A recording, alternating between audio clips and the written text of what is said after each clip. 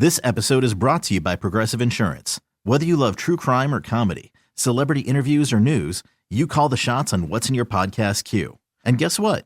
Now you can call them on your auto insurance too with the Name Your Price tool from Progressive.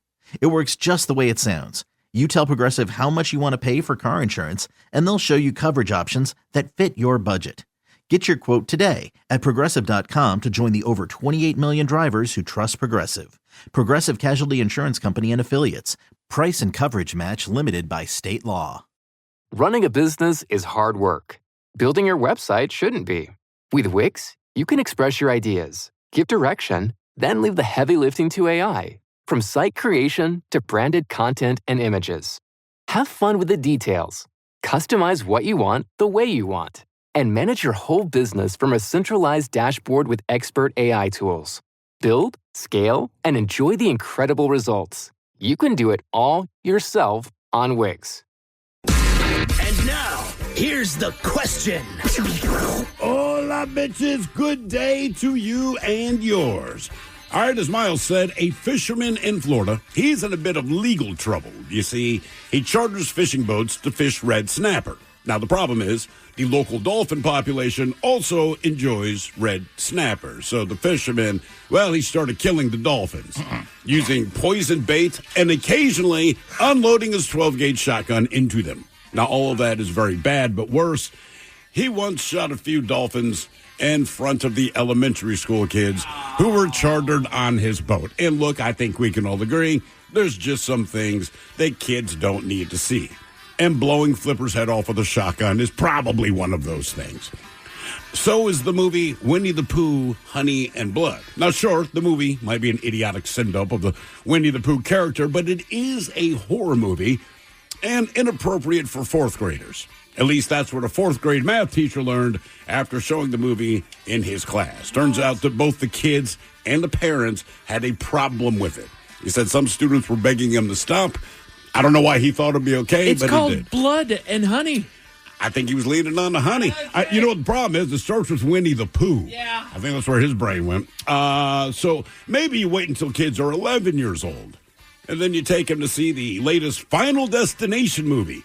That's what a mom did in Argentina. And the thing is, her kid ended up being scarred from the experience, but not because of the movie, but because during the movie, the ceiling collapsed during the film and landed on her mother, effing her up. So it wasn't the movie that scared the kid. It's the fact that her mom got a chunk of ceiling on top of her ass while you're watching, again, Final Destination.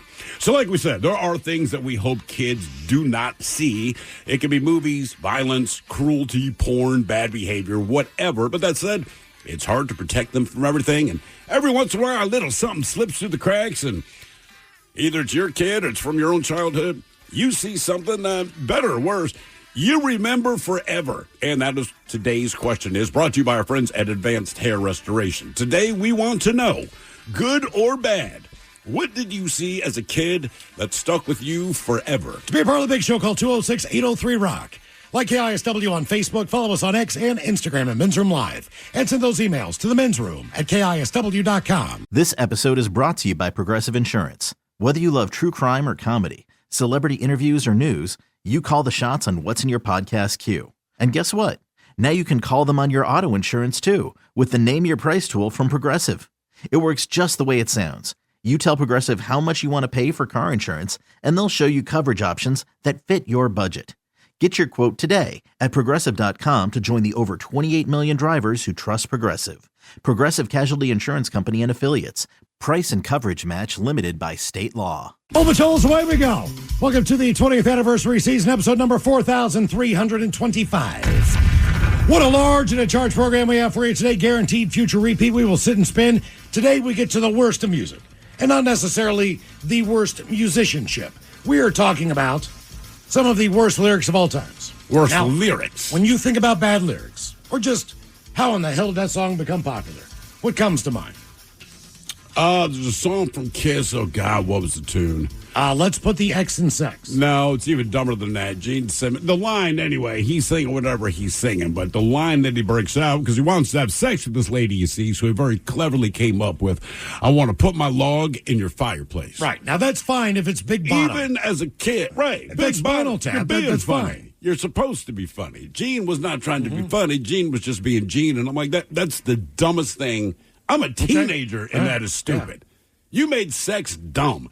And when you're a teen boy and someone makes sex stupid, like, you've really gone above and beyond. Yeah. That is the dumbest freaking line I've ever heard. When I was a kid, the one that got me... That is what I said to my wife, and that's why we're married now. The one on the radio was Paul McCartney.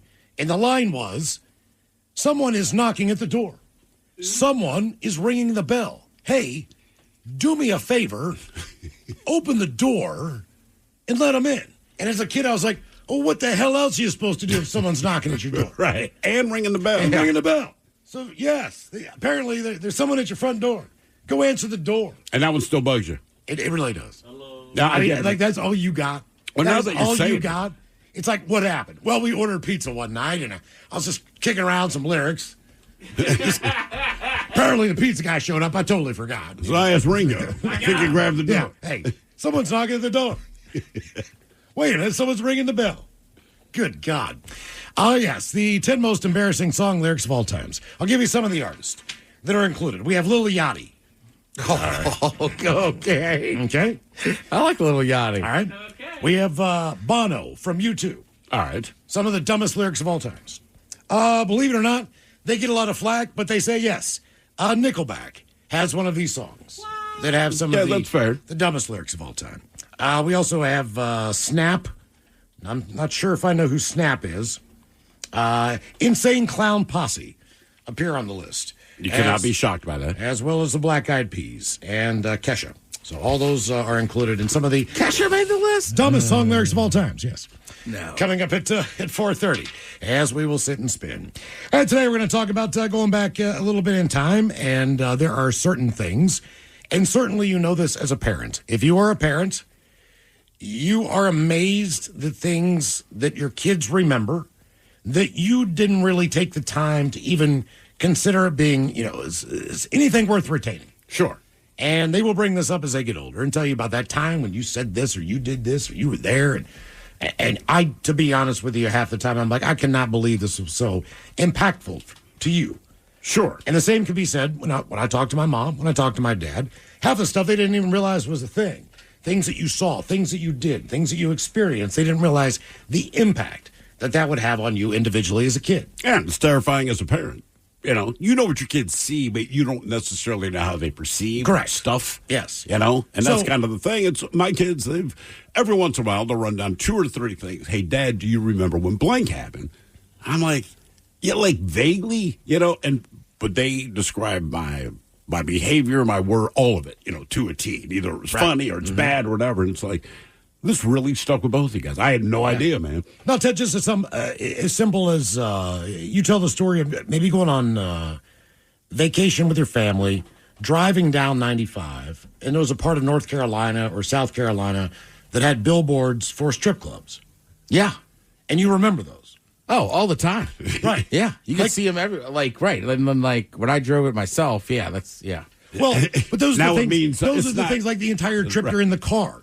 And it might be 10 hours. What about south of the border? So when you get into South the Carolina, billboards they have these billboards, Mike, I'm telling you, all the way from D.C. down, and it's south of the border. How many miles left, right? Because they sell fireworks in South Carolina.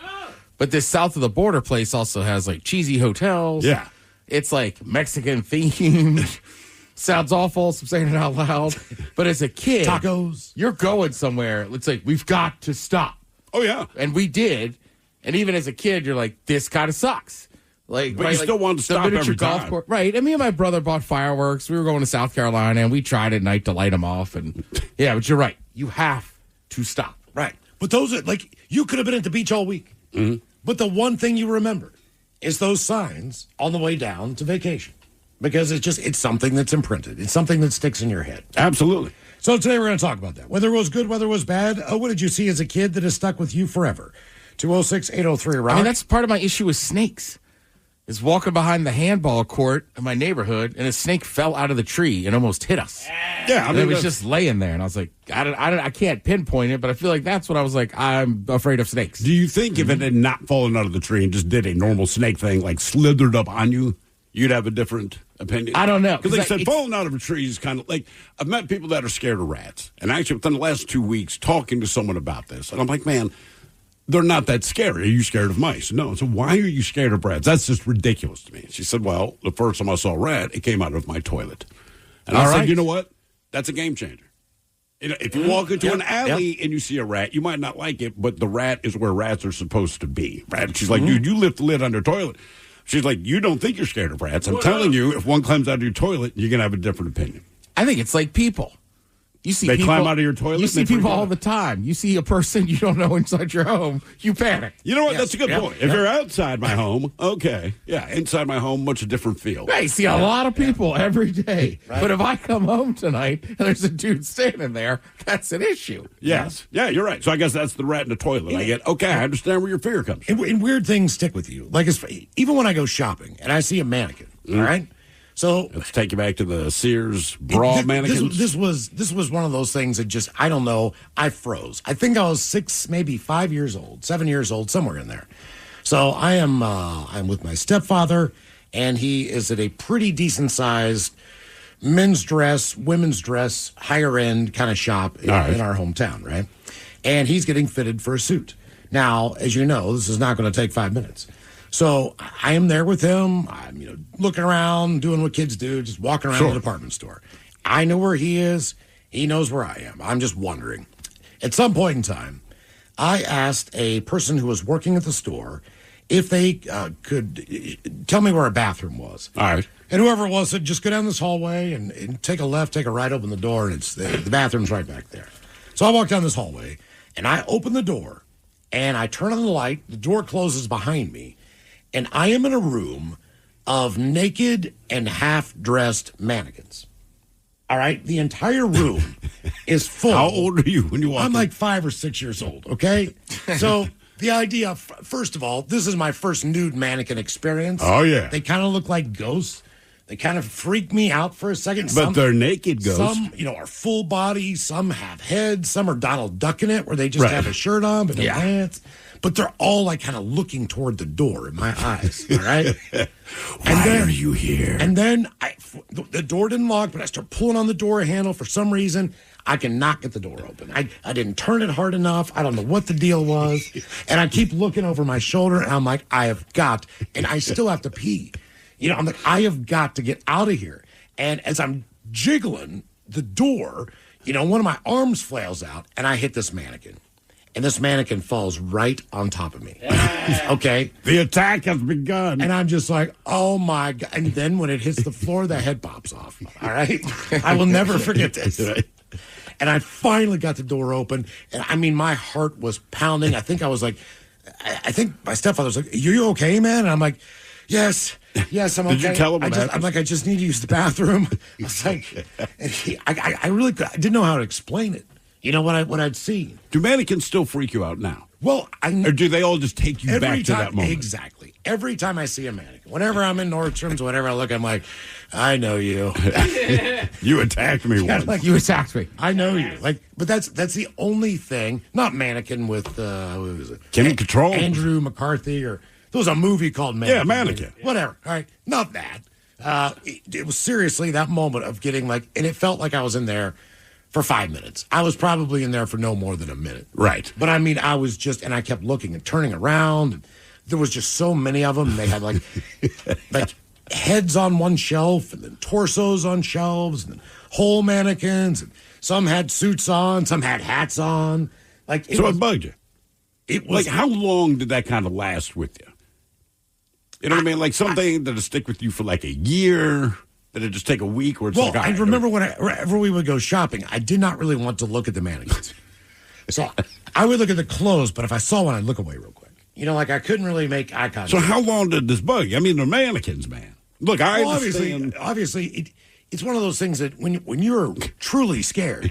Okay, so I also have to say this. All right, so one of the mannequins didn't have a head, okay? I know. Now, I don't know if you know anything about the Headless Horseman. Yeah. But they had this cartoon growing up, and that thing just scared the living hell out of me.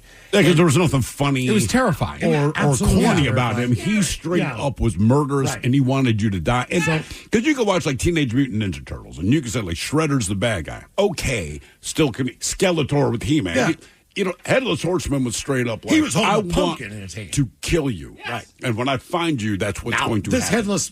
this headless mannequin was wearing a suit. And I don't know what it was about the headless mannequin. Suit, no head. But you could see, like, the neck. And I'm just like, oh, no. I mean, for whatever reason, like, it just was terrible. Like, I could not look at a mannequin and find any peace. Right. There was nothing where I could go, like, that one will protect me. Like, there was just like, I don't know. I feel like that's something could be eulogized, and he could never make peace with mannequins. He lived. I will say that I've never given mannequins much thought one way or another until we moved to Seattle. Now, Mike, you are from the area, so maybe you don't notice this, or maybe it doesn't happen as much down south as they would say, but in the city of Seattle, when you walk through downtown, when downtown was still banging pre-COVID, right? And there's all these department stores, and they all have their mannequins in the window, and they're all wearing whatever kind of clothes they want you to buy. Every female mannequin had hard nipples.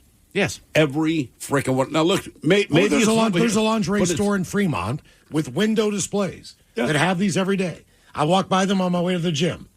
I look at them every day. That's what I'm saying.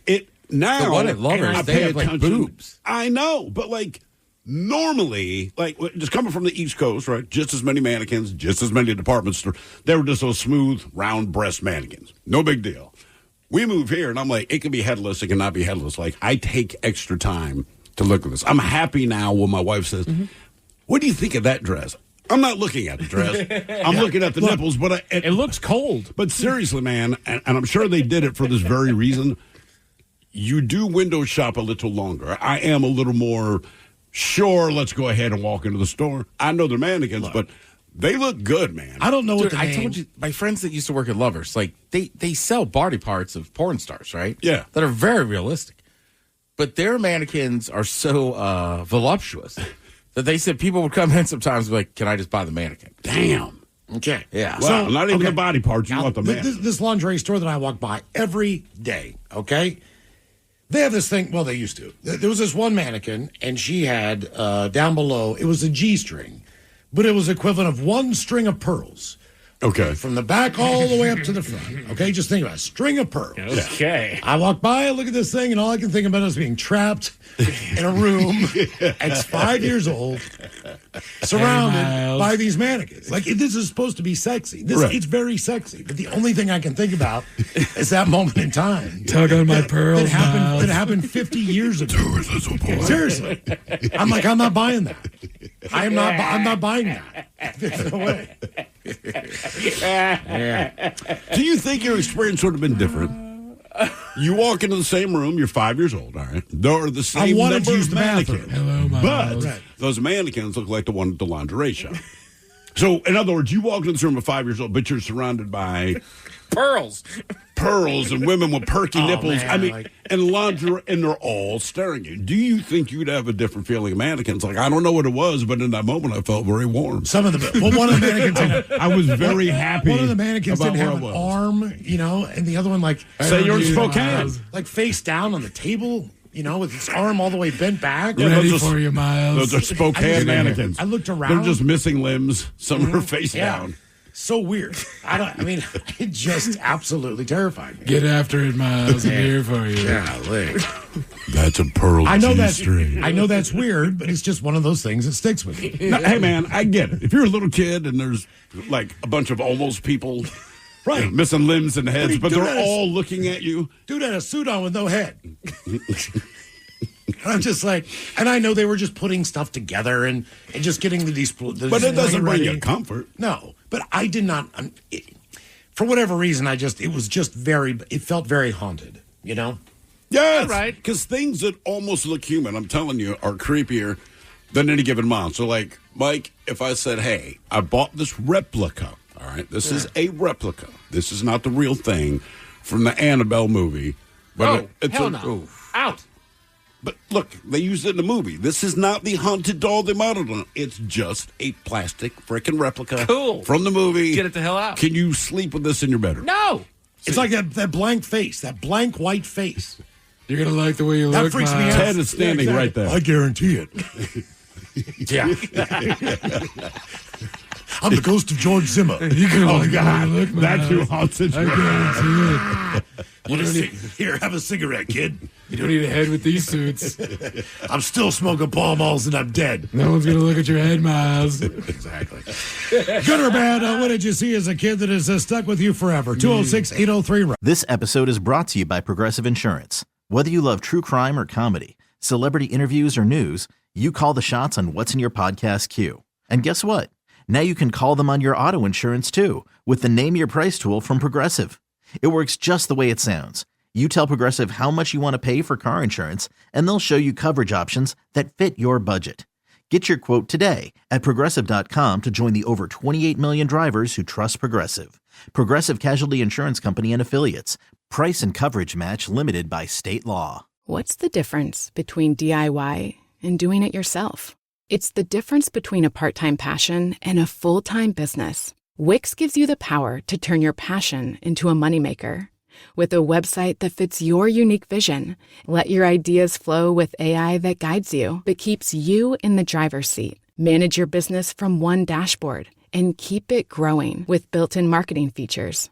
It's time to turn your daydream into your dream job. Go to Wix.com. Ranked number one in innovation 10 consecutive years, Arizona State University isn't just ahead of the curve. It's creating new paths to success. Learn from notable clinical and research faculty. Online, that's a degree better. Explore programs at asuonline.asu.edu. Always live on the free Odyssey app. From the Pinky's Plumbing Studio, you're in the men's room. Text the guys at 206-803-ROCK. A question, good or bad, what did you see as a kid that has stuck with you forever? 206-803-ROCK. Here's one from the text line here. Says, when I was 3 or 4 years old, I remember sitting at the dining room table, seeing what must have been a severely injured horse. I assume it must have gotten tangled up in some of the old farm equipment in the field. Anyway, they had slaughtered the horse. And as it was being winched up onto the flatbed, the head was too heavy or something, and the guy cut it off with a chainsaw. Jesus. While you're just sitting at the dining room table. Sorry, man. Just trying to enjoy your meal. I will say, driving from what's that beach down there, Miles, on the like Pensacola? What's the famous one people would go to for spring break? Panama City. Panama City. So we stayed in Panama City Beach. We're driving up to Tallahassee to watch Maryland play Florida State. And on the way up there, we're cutting through these back roads, and these dudes just had hogs hanging that they were slaughtering.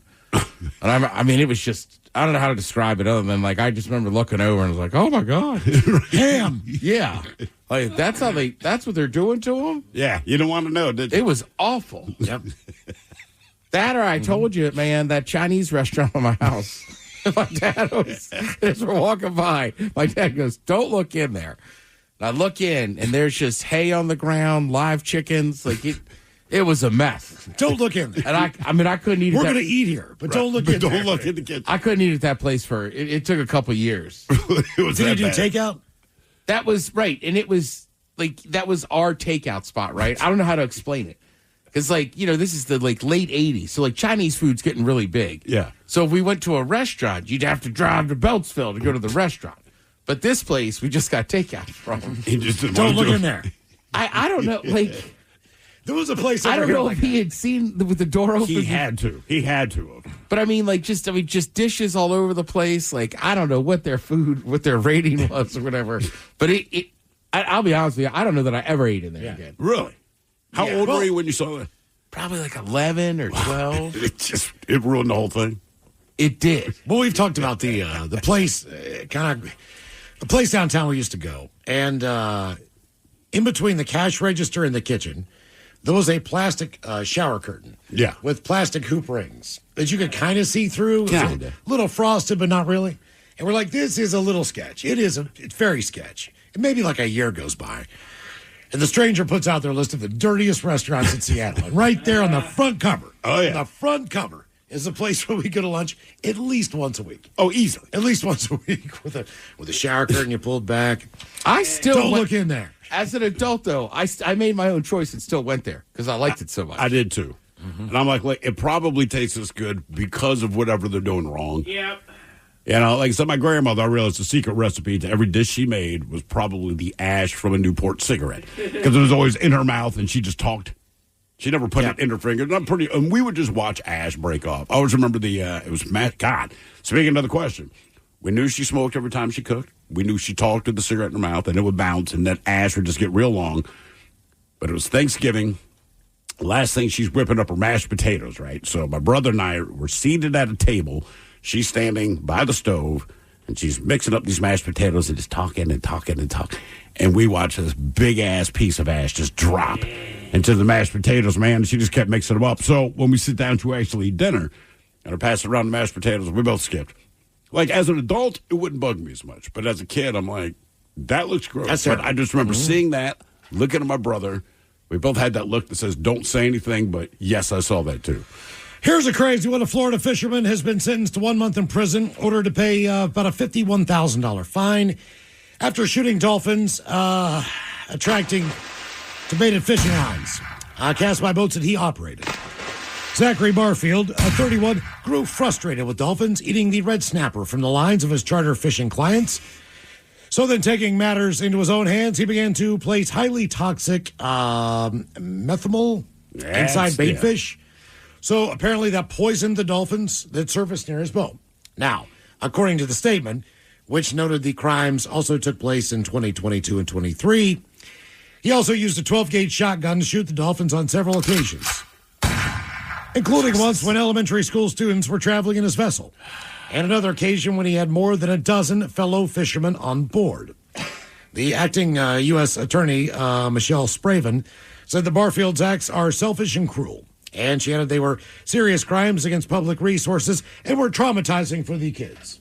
Yeah, you think so? There's a few things that are going to be universally beloved by kids in the animal world, and I feel like penguins and dolphins, for whatever reason, it doesn't matter to the kid. Those two particular animals check all the boxes of things that kids like. Yes. The idea of watching some random dude pull out a shotgun and blow its freaking head off, on the boat I'm on, man, that's a bit much. You would think even with the kids on there, like, look, you shouldn't be shooting dolphins to begin with, but you'd think at least with the kids on there, maybe I don't shoot this dolphin in the head. That's what I said to Miles. I'm like, look, man, a lot of people are up to no good. We understand that. That's just how the way the world works. But typically, you don't do it when there's a group of kids around.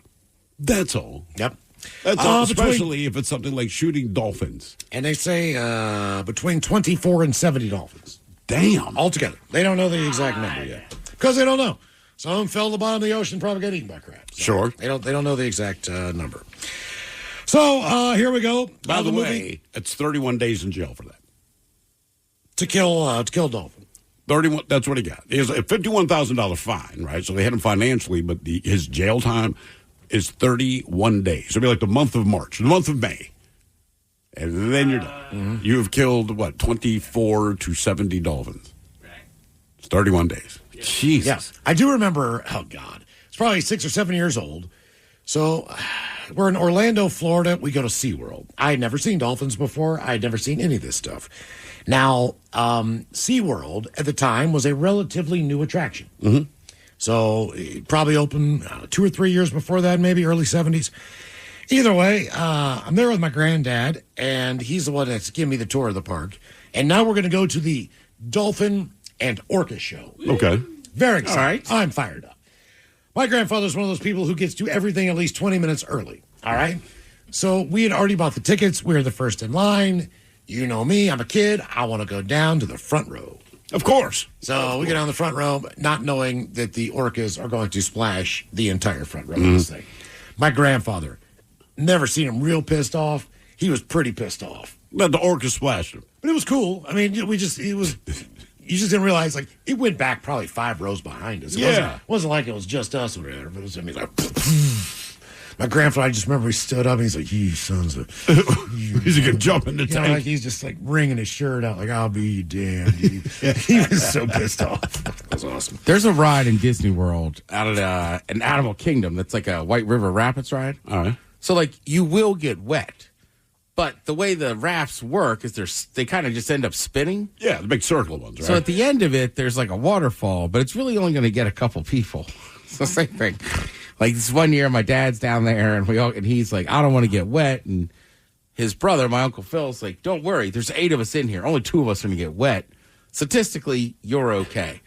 And then what he didn't know was that me and my uncle knew how to kind of spin it correctly. He was pissed. And he was soaked. I mean, just all the way down. But if you stand at the end of that ride, every time a group comes off, you could tell who got that waterfall. Oh, yeah. Who didn't. Okay, let's see. It's been 25 years, believe it or not, since the first Final Destination movie hit theaters and spawned the creation of the franchise that revolves around characters who've managed to dodge a brush with death, then only to find themselves picked off by one of the incidents where they would meet a grisly fate. So, why is it always grisly, Mike? Like, as far as things go, death just wants you dead. I understand that general premise, so it's like, you got away with it this time. I'm just going to kill you. But, like, no one ever just gets hit by it. Well, death isn't exactly happy that you because the whole thing is that you figured out his plan to some degree. So he's being kind of petty to make it. All right. Yeah. I just believe it's one. And they did like a good job of like using like kind of examples that we've all been in. Like if you've driven for 10 years, you've been behind a logging truck. Mm-hmm. Sure. Oh yeah. Yeah. Oh, man. tell me that one. What happens? Oh, I get freaked out. Have you by not those. seen this one? No. Yeah, it's exactly what you think it is. Somebody ends up behind it, and I forget the circumstances, but Were they in Oregon? The chains that bind that the logs on that truck, something came loose, and they start bouncing all over the damn road till one gets sent through the driver's windshield. Come on, they weren't crushed. That's what I'm saying. Huh? Death didn't just crush you with the log and said, "No, man, I'm putting it through the windshield." Yeah. I'm pissed. Bless you. Bless you. So I guess there are 6 of these with the release of Final Destination Bloodlines. And Have you seen any of them? I have not.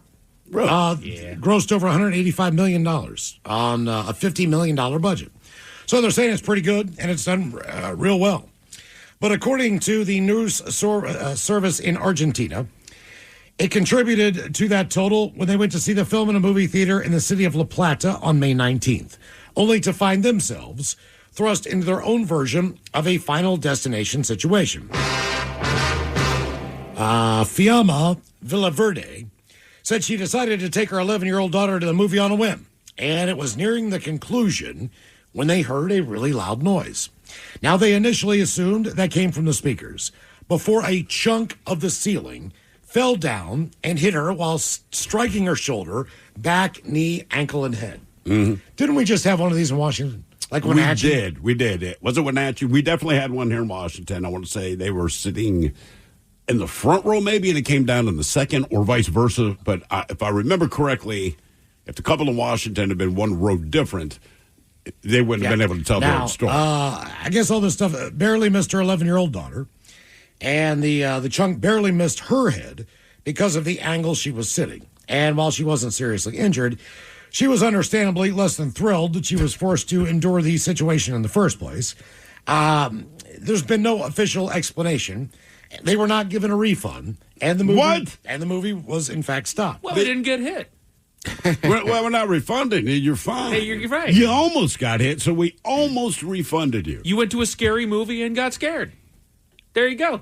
And Final Destination is the perfect movie. What was the first? The Swarm. How old were you when you saw it, and what was the first movie that scared you to death? Other than, say, Jaws. I mean, like a horror movie. I've said this one because I don't remember much of the movie, but I remember when I was a kid, I believe it was Ghostbusters 2 that came out. All right. And I remember it was on TV at one point, and I don't know why I ended up watching this, but there's this scene where this weird pink slime thing comes out of the damn bathtub. Just right out of the faucet of the bathtub. And I was young enough to where that was the freakiest damn thing that I could have ever imagined. And I legit was scared to take a bath for like weeks after that. I was freaked out, dude. I can tell you for me, it was a goddamn killer clowns from outer space.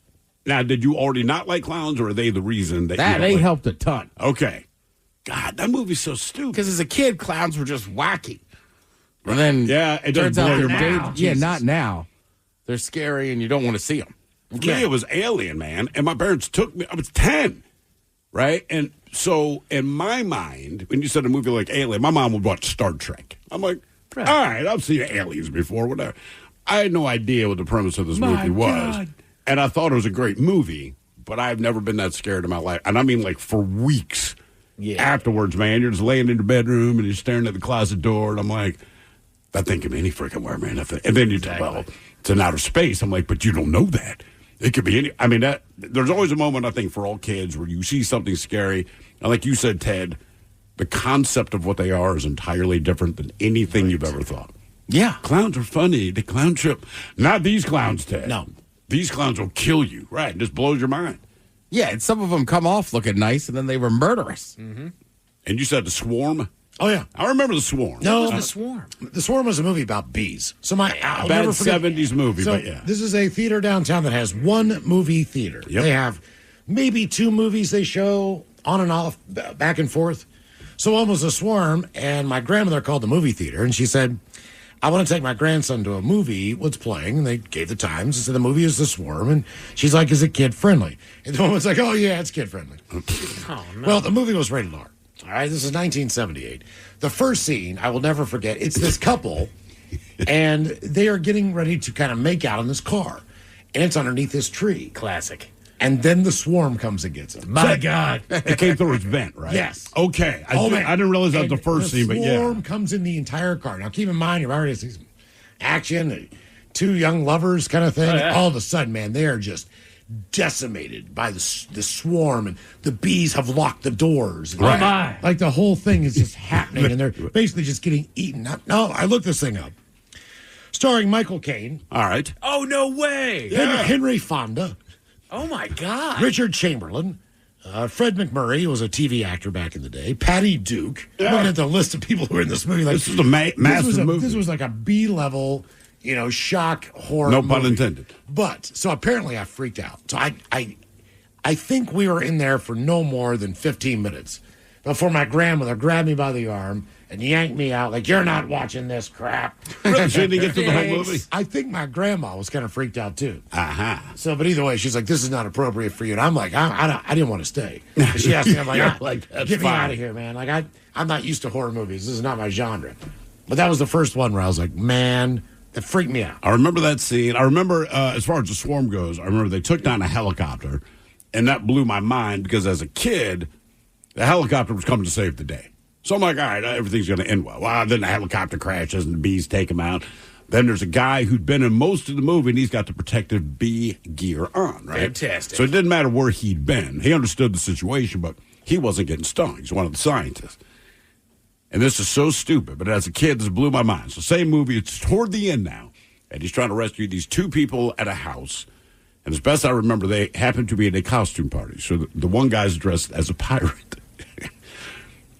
So protected beer guy's like, hey, you need to leave the house, get in my van, get out before this swarm comes. And they're like, cool. Well, naturally, as soon as they get outside, well, the bees have shown My up. God. Yeah, they're So there. protected bee guy that's been in the movie, he should be fine. Oh, no. No. What goes wrong? The guy dressed as a pirate is now swinging his sword around, right? Because all the bees 'Cause are that's how you attacking. kill bees. That's how you kill bees. And it slices this guy's protective bee gear crap. God. Seriously, it's just a slit. And then all of the bees somehow know that this teeny tiny slit has been made. Get him. Oh, yeah. And so I remember, this is so stupid, but at the end of the scene, right, because they have that clear, like plastic on their face kind of thing, they showed that thing filling up with bees. And as a kid, I'm like, there it is. There's the nightmare. Not getting stung, but the fact that your head is stuck basically in a tank with bees. Do they ever, explain what has set these bees off? They may have, but we were kids when we saw it, so it didn't matter. It Sure. did not matter what they said. The point is, there's a lot of bees here, and people are dying. Well, and, of course, they killed everyone. The next summer, my neighbor got stung by bees cutting grass, and his face was swollen up. And my mom had to take him to the hospital. So when he came over to the house, because his wife was not home, he shows up at the door, and he's all swollen. I'm like, what's going on, Bill?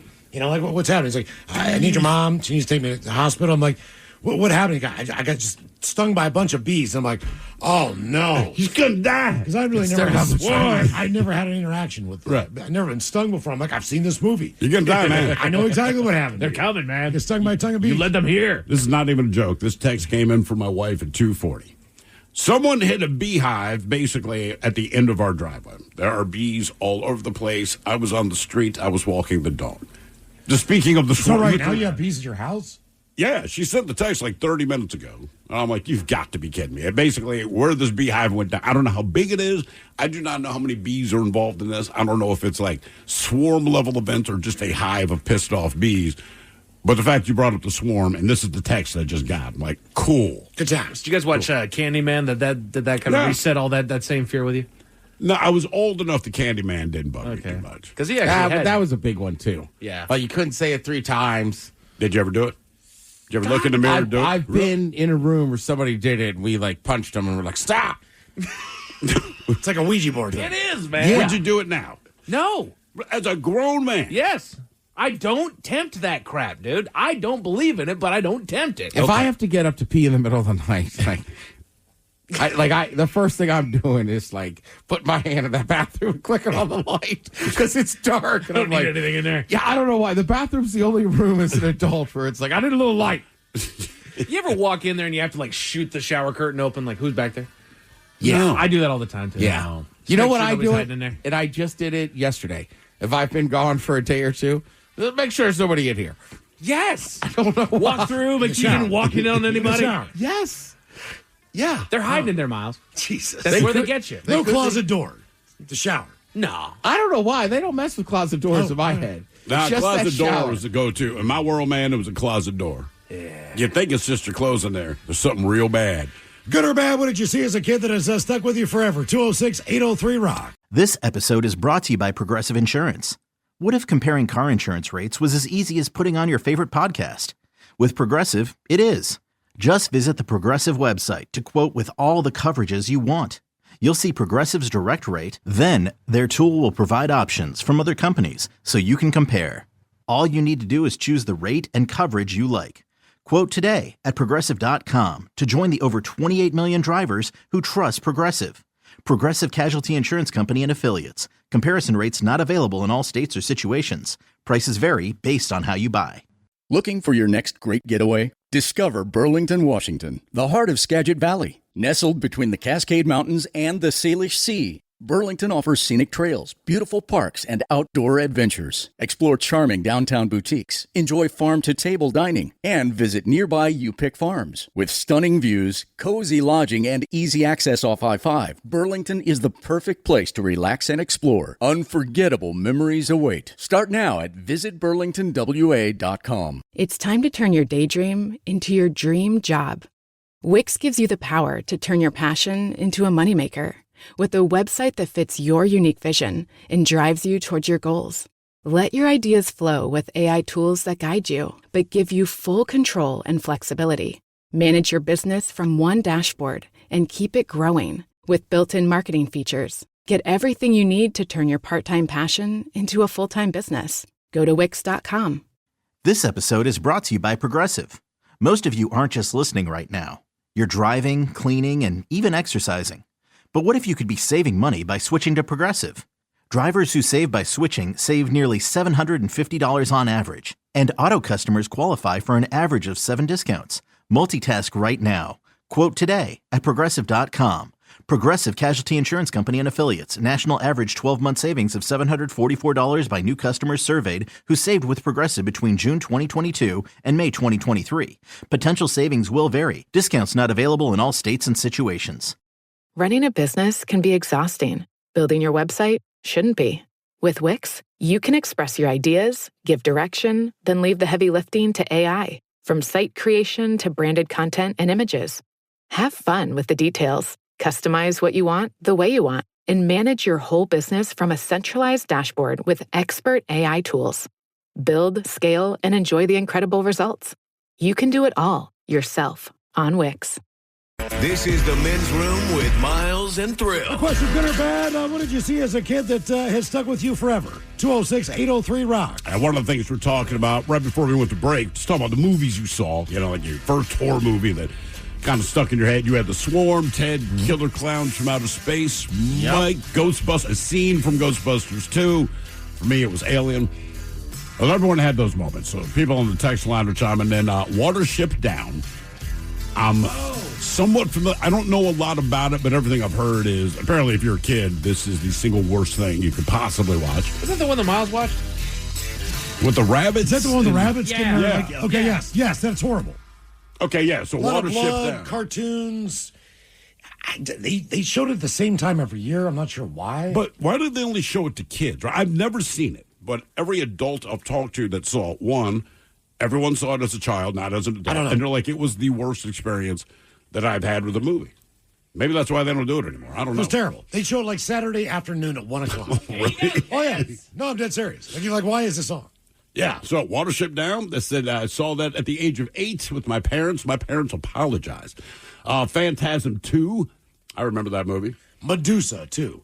Oh, from the claymation. Yeah, that freaked me out. Yeah, let's see. They remade Watership Down in 2018. Why?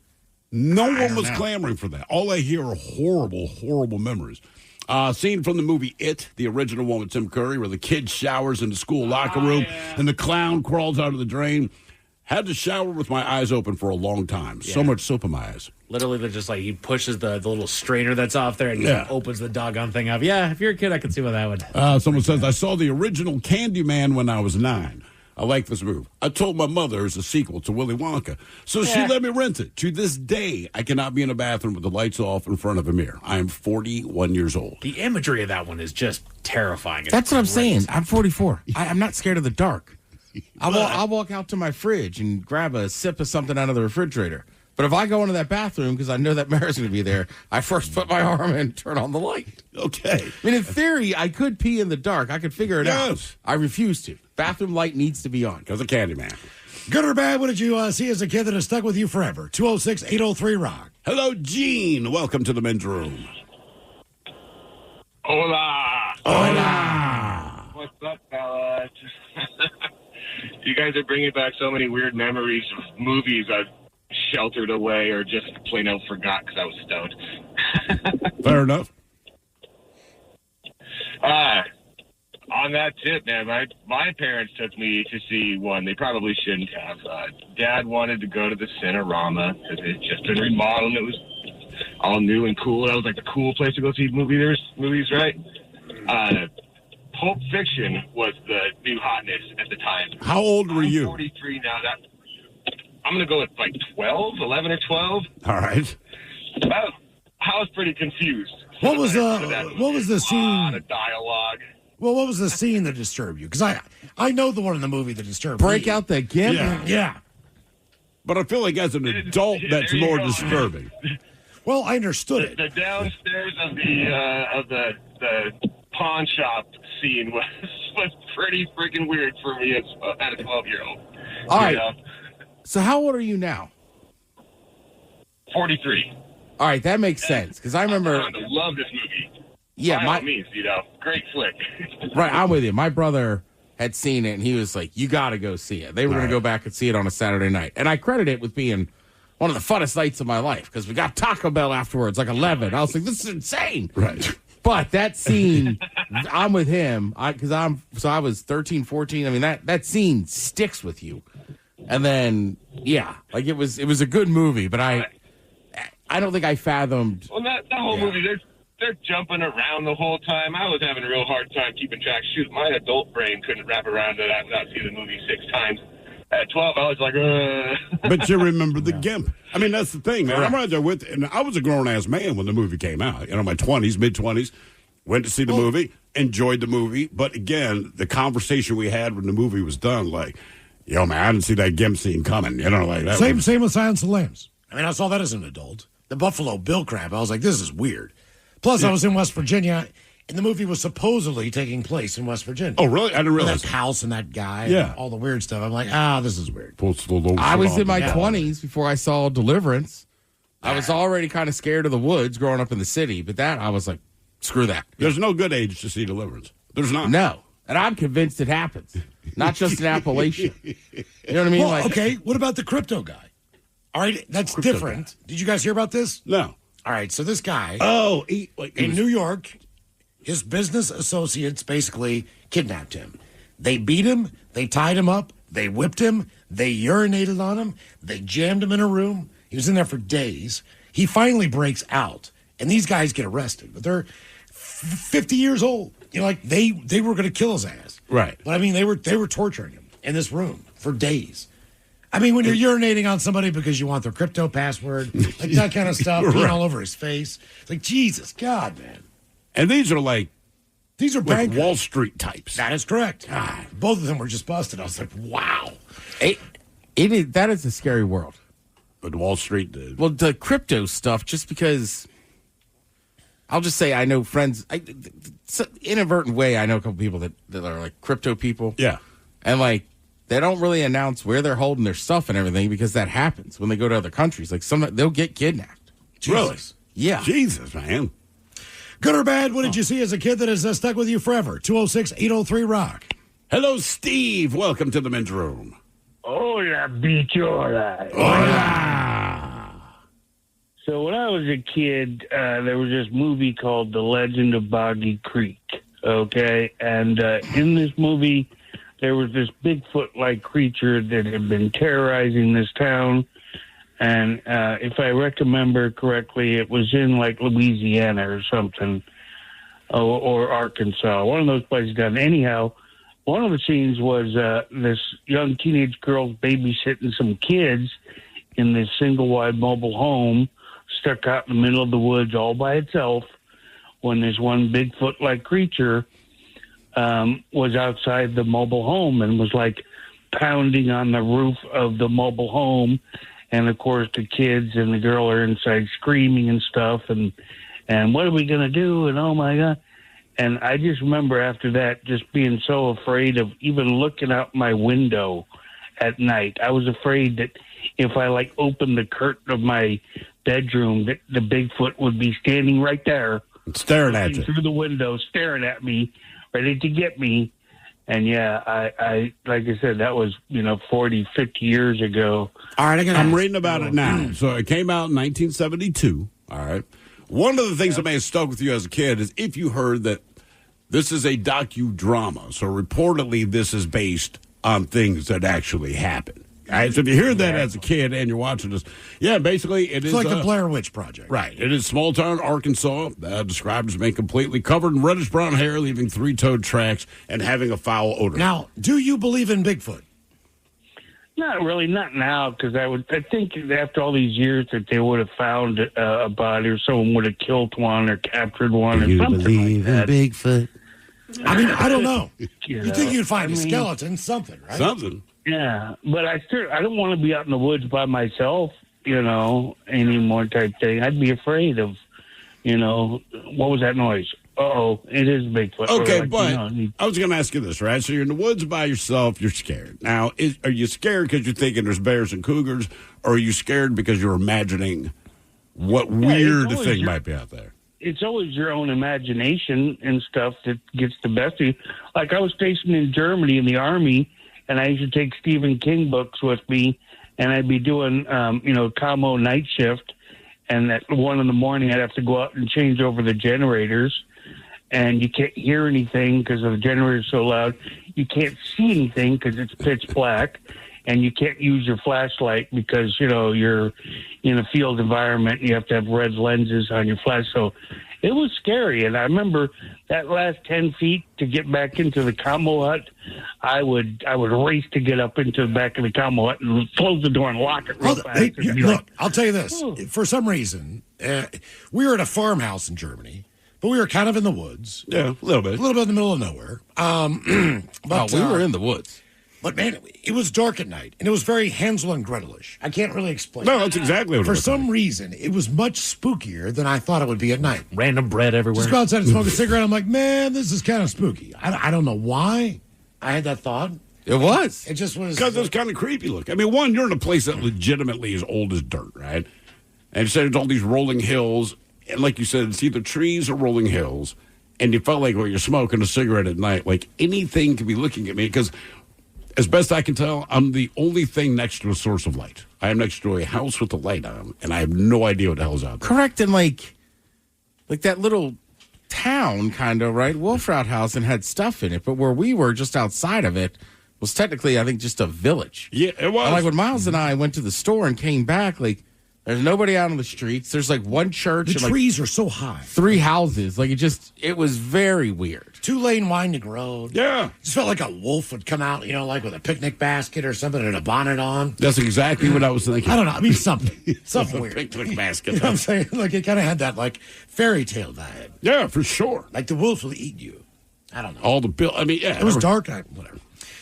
After a fourth grade class in Florida was shown the slasher film Winnie the Pooh, Honey and Blood, by their math teacher. Experts are now warning that horror movies can really upset children. Experts. Yeah. Thank you, guys. I could have told you that.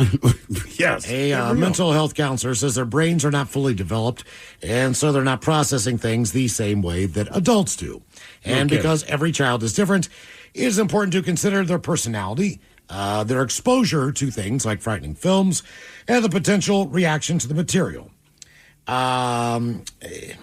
Sometimes they say that these movies can be beneficial for some kids, but not the majority. How so? As far as maybe bad for sleepovers, or after parents have gone to bed, or in the middle of a math class. So they're saying that 20 to 30 minutes of the movie were shown before it was shut down because the kids began to complain. I can believe it. And they were fearful. Our question, good or bad, what did you see as a kid that has stuck with you forever? 206-803-ROCK. Hello, Jordan. Welcome to the men's room. Hey, guys, what's going on? Hola. Hola. Oh, man, so I watched Fire in the Sky.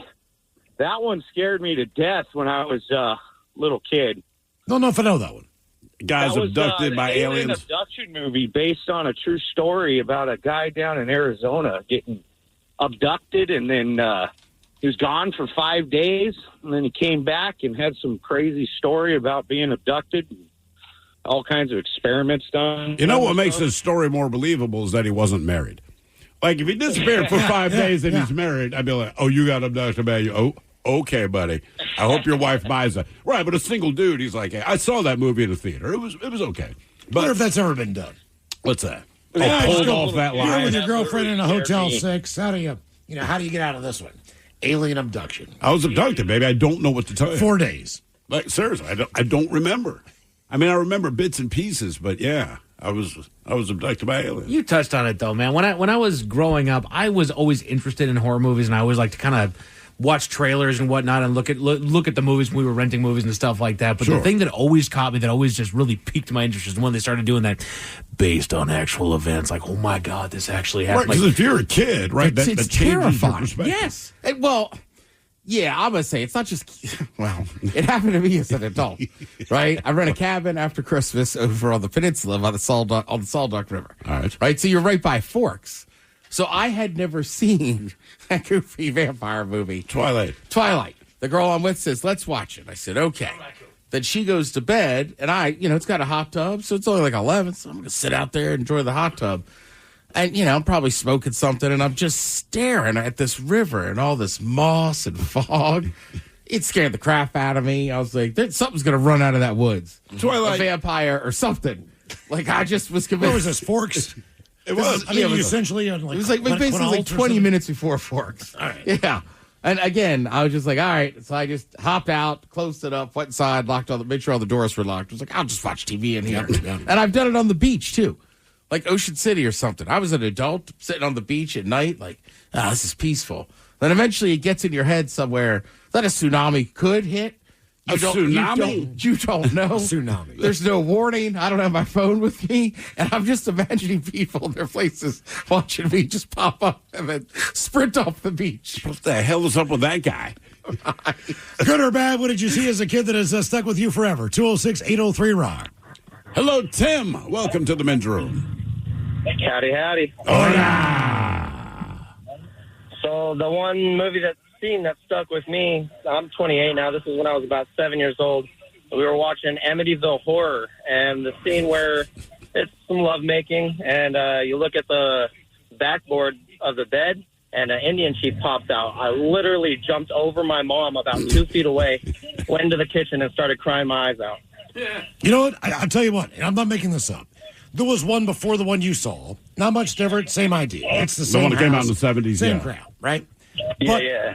But when I went to look at homes, either to rent an apartment in, to buy wherever I live someplace, if I saw one of those barn homes, Barn-style windows, nope. It was no. It was a dead no. I mean, absolutely not. I am not buying that. No. No, I'm right there with it. I'm being dead look, serious. We looked at all kinds of houses when you're trying to buy a house, and the nice thing is neither me nor my wife had a specific style of house. We need a cologne. We're like, look, dude, we'll find a house. Look, if it's a nice house, I'm fine. But if it looks like that, I'm not buying it. But we did roll up to one address, and the pictures I had online are from the front of it, right? So maybe it was a cologne. I don't know. But either way, as we pull up in the driveway and start walking around the side of the property, it had those barn windows, man, and it goes exactly back to Amityville Horror. And I looked her dead in the face. I said, no. She's like, for real? I said, listen, man, I'm telling you right now, it could be gold-plated inside, right? There's no chance of buying this house. That movie ruined me on that for years. Our question, good or bad, what did you see as a kid that has stuck with you forever? This will surely stick with one 13-year-old girl down in California. Now, the good news is that she takes jiu-jitsu. Okay. But she had to use her training and her skills to fend off an attacker who is now wanted by police. The girl's name has obviously not been released. She was walking home from school in Carmel by the Sea on the 6th. Damn. Man stepped out from between two vehicles, tried Carmel? to punch her. Carmel, yeah. Tried to punch her in the face. When I say caramel? Caramel. That sounds better to me, though. I mean, it Caramel, does. I just, when you said that, I'm like, caramel. oh, that is, it's like, I mean, that is so fancy. Yeah. She blocked and punched him, got him in a headlock, kneed him a couple times, spun him around, and threw his ass to the ground. According to her instructor, she had stepped on his foot when doing all this, and when she threw him to the ground, she broke his ankle. Damn. Now, the girl's been taking jiu-jitsu for 3 years, ran home while the man was still on the ground, and police have released a sketch of the suspect. And they're doing everything they can to figure out who this person is that is responsible for what happened.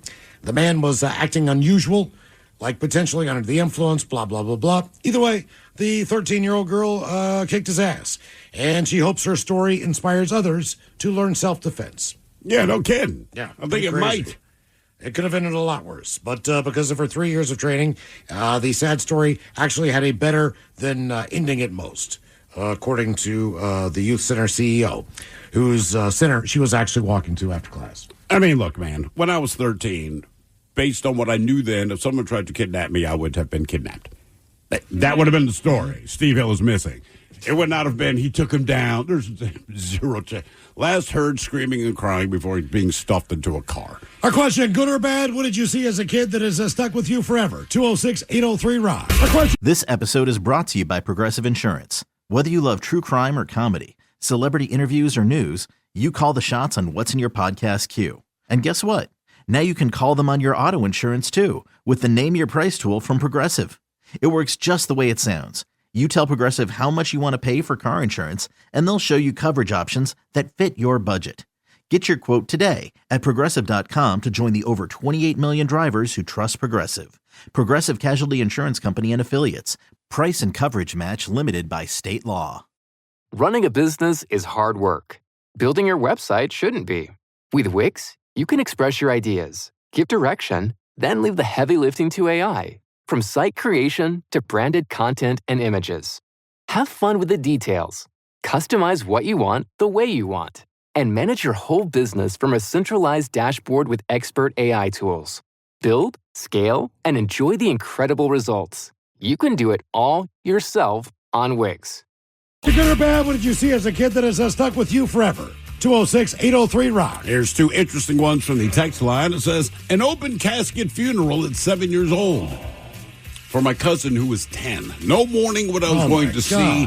Nightmares for a long time. That's even worse when it's someone roughly your age. But yeah, the first one I went to was for my grandfather. And it was okay. I did not know it was going to be an open casket funeral. Right? So traveled a couple hundred miles to Virginia. You go in there and they said something about the viewing. And the only really thing I knew about funerals was when they're done talking here, we go to the cemetery, you put the coffin, right? Mm-hmm. I had no concept that you might see a corpse, because legitimately that's what you're looking at. So when we sat down, it's hard to explain because they're kind of up on that stage a little bit. So I see that the door looks like it might be open to the coffin, and to me, it's like someone left their window down in the car when it's raining outside. So like I'm nudging my brother, and I'm like, man, I think the door's open. He's like, it is, dummy. It's an open casket funeral. I'm like, what does that mean? Because that, to me, sounds like there's no one in there. So maybe his body's somewhere else, I don't know how it all works. Anyway, at the end of the service, you get up and say your goodbyes. And I remember getting in line. I'm like maybe the eighth person back. Then I realized, like, oh, God. Yeah. That's my freaking grandfather laying there, man. I could not take my eyes off him. It was just, that is not what I expected to see. Yeah. When Uncle George, we were playing checkers and he died. All right, so we're in the middle of a game. I do remember this because I'm like 6 or 7. Well, yeah. I mean, I think I'm glad you do. Well, he just got back from the hospital. He was in care for like a week or whatever. So he's discharged. He's back in his room in his bed. We always played checkers together. So he's laying in bed. The checkerboard's on the bed. And I can't remember what the deal was exactly, but I just kind of thought maybe he just took a nap. Yeah. So I won. I beat him. Like I just moved his pieces. Taking advantage. I'm just jumping all over the place with the king, Anyway, so I set up the board again, and now he's not moving. So I do the first move, then I do his move, then I try to wake him up. And I'm like, this doesn't seem right because I couldn't get his hand off the part of the board. He wouldn't move his hand. Oh, right. Went and got my grandma. She comes in. I'm like, Uncle George doesn't look very good. And then, they moved me upstairs. And then from the outside window, like a half an hour later, I could see, the ambulance come.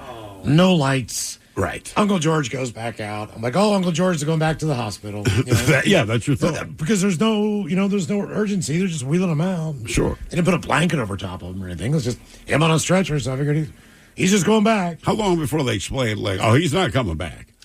That's the thing. I remember playing checkers. I don't remember ever getting an explanation.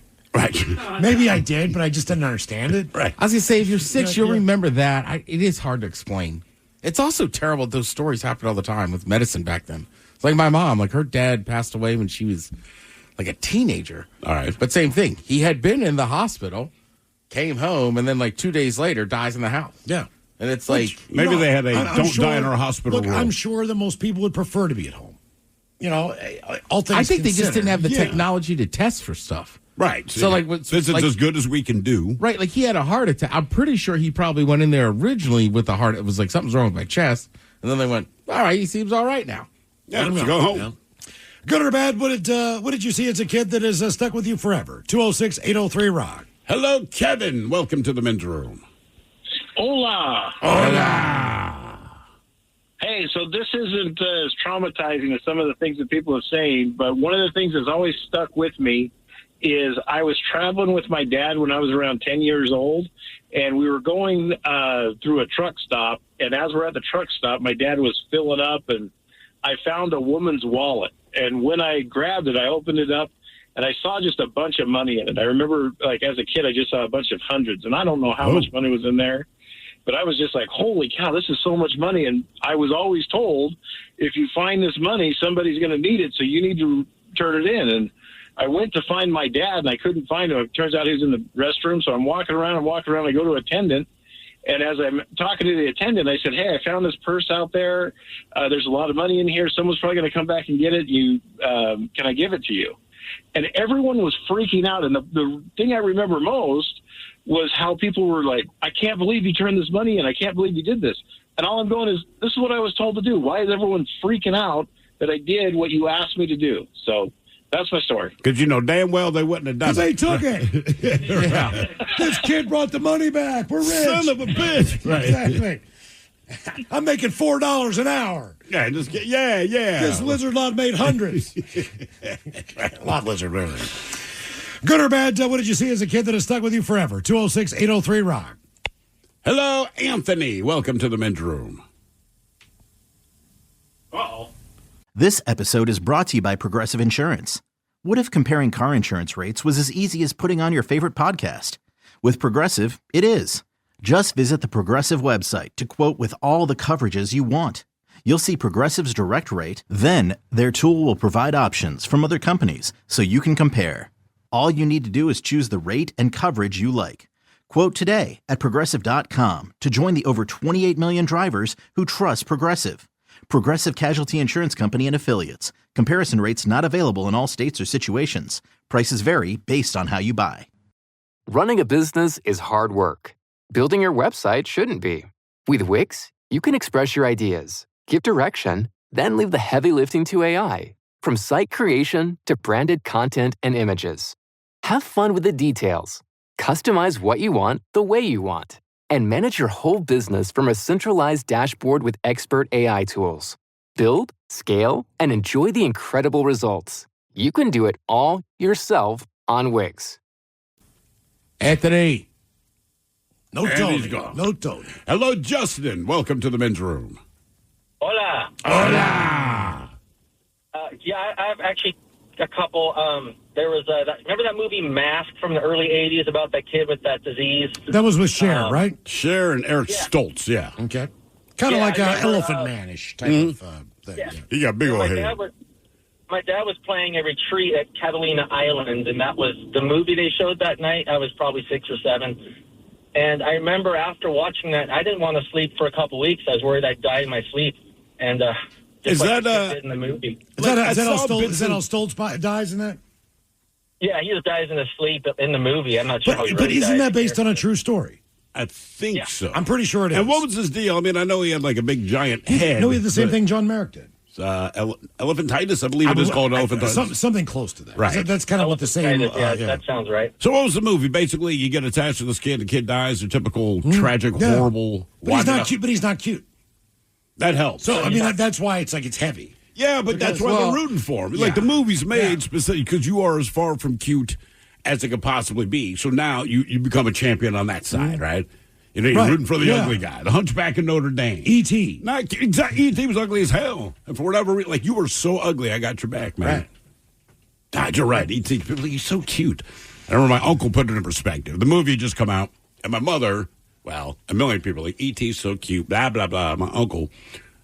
Remember, he was drinking lemonade, as my mother was saying. Everyone's talking about the movie because it was a big-time movie.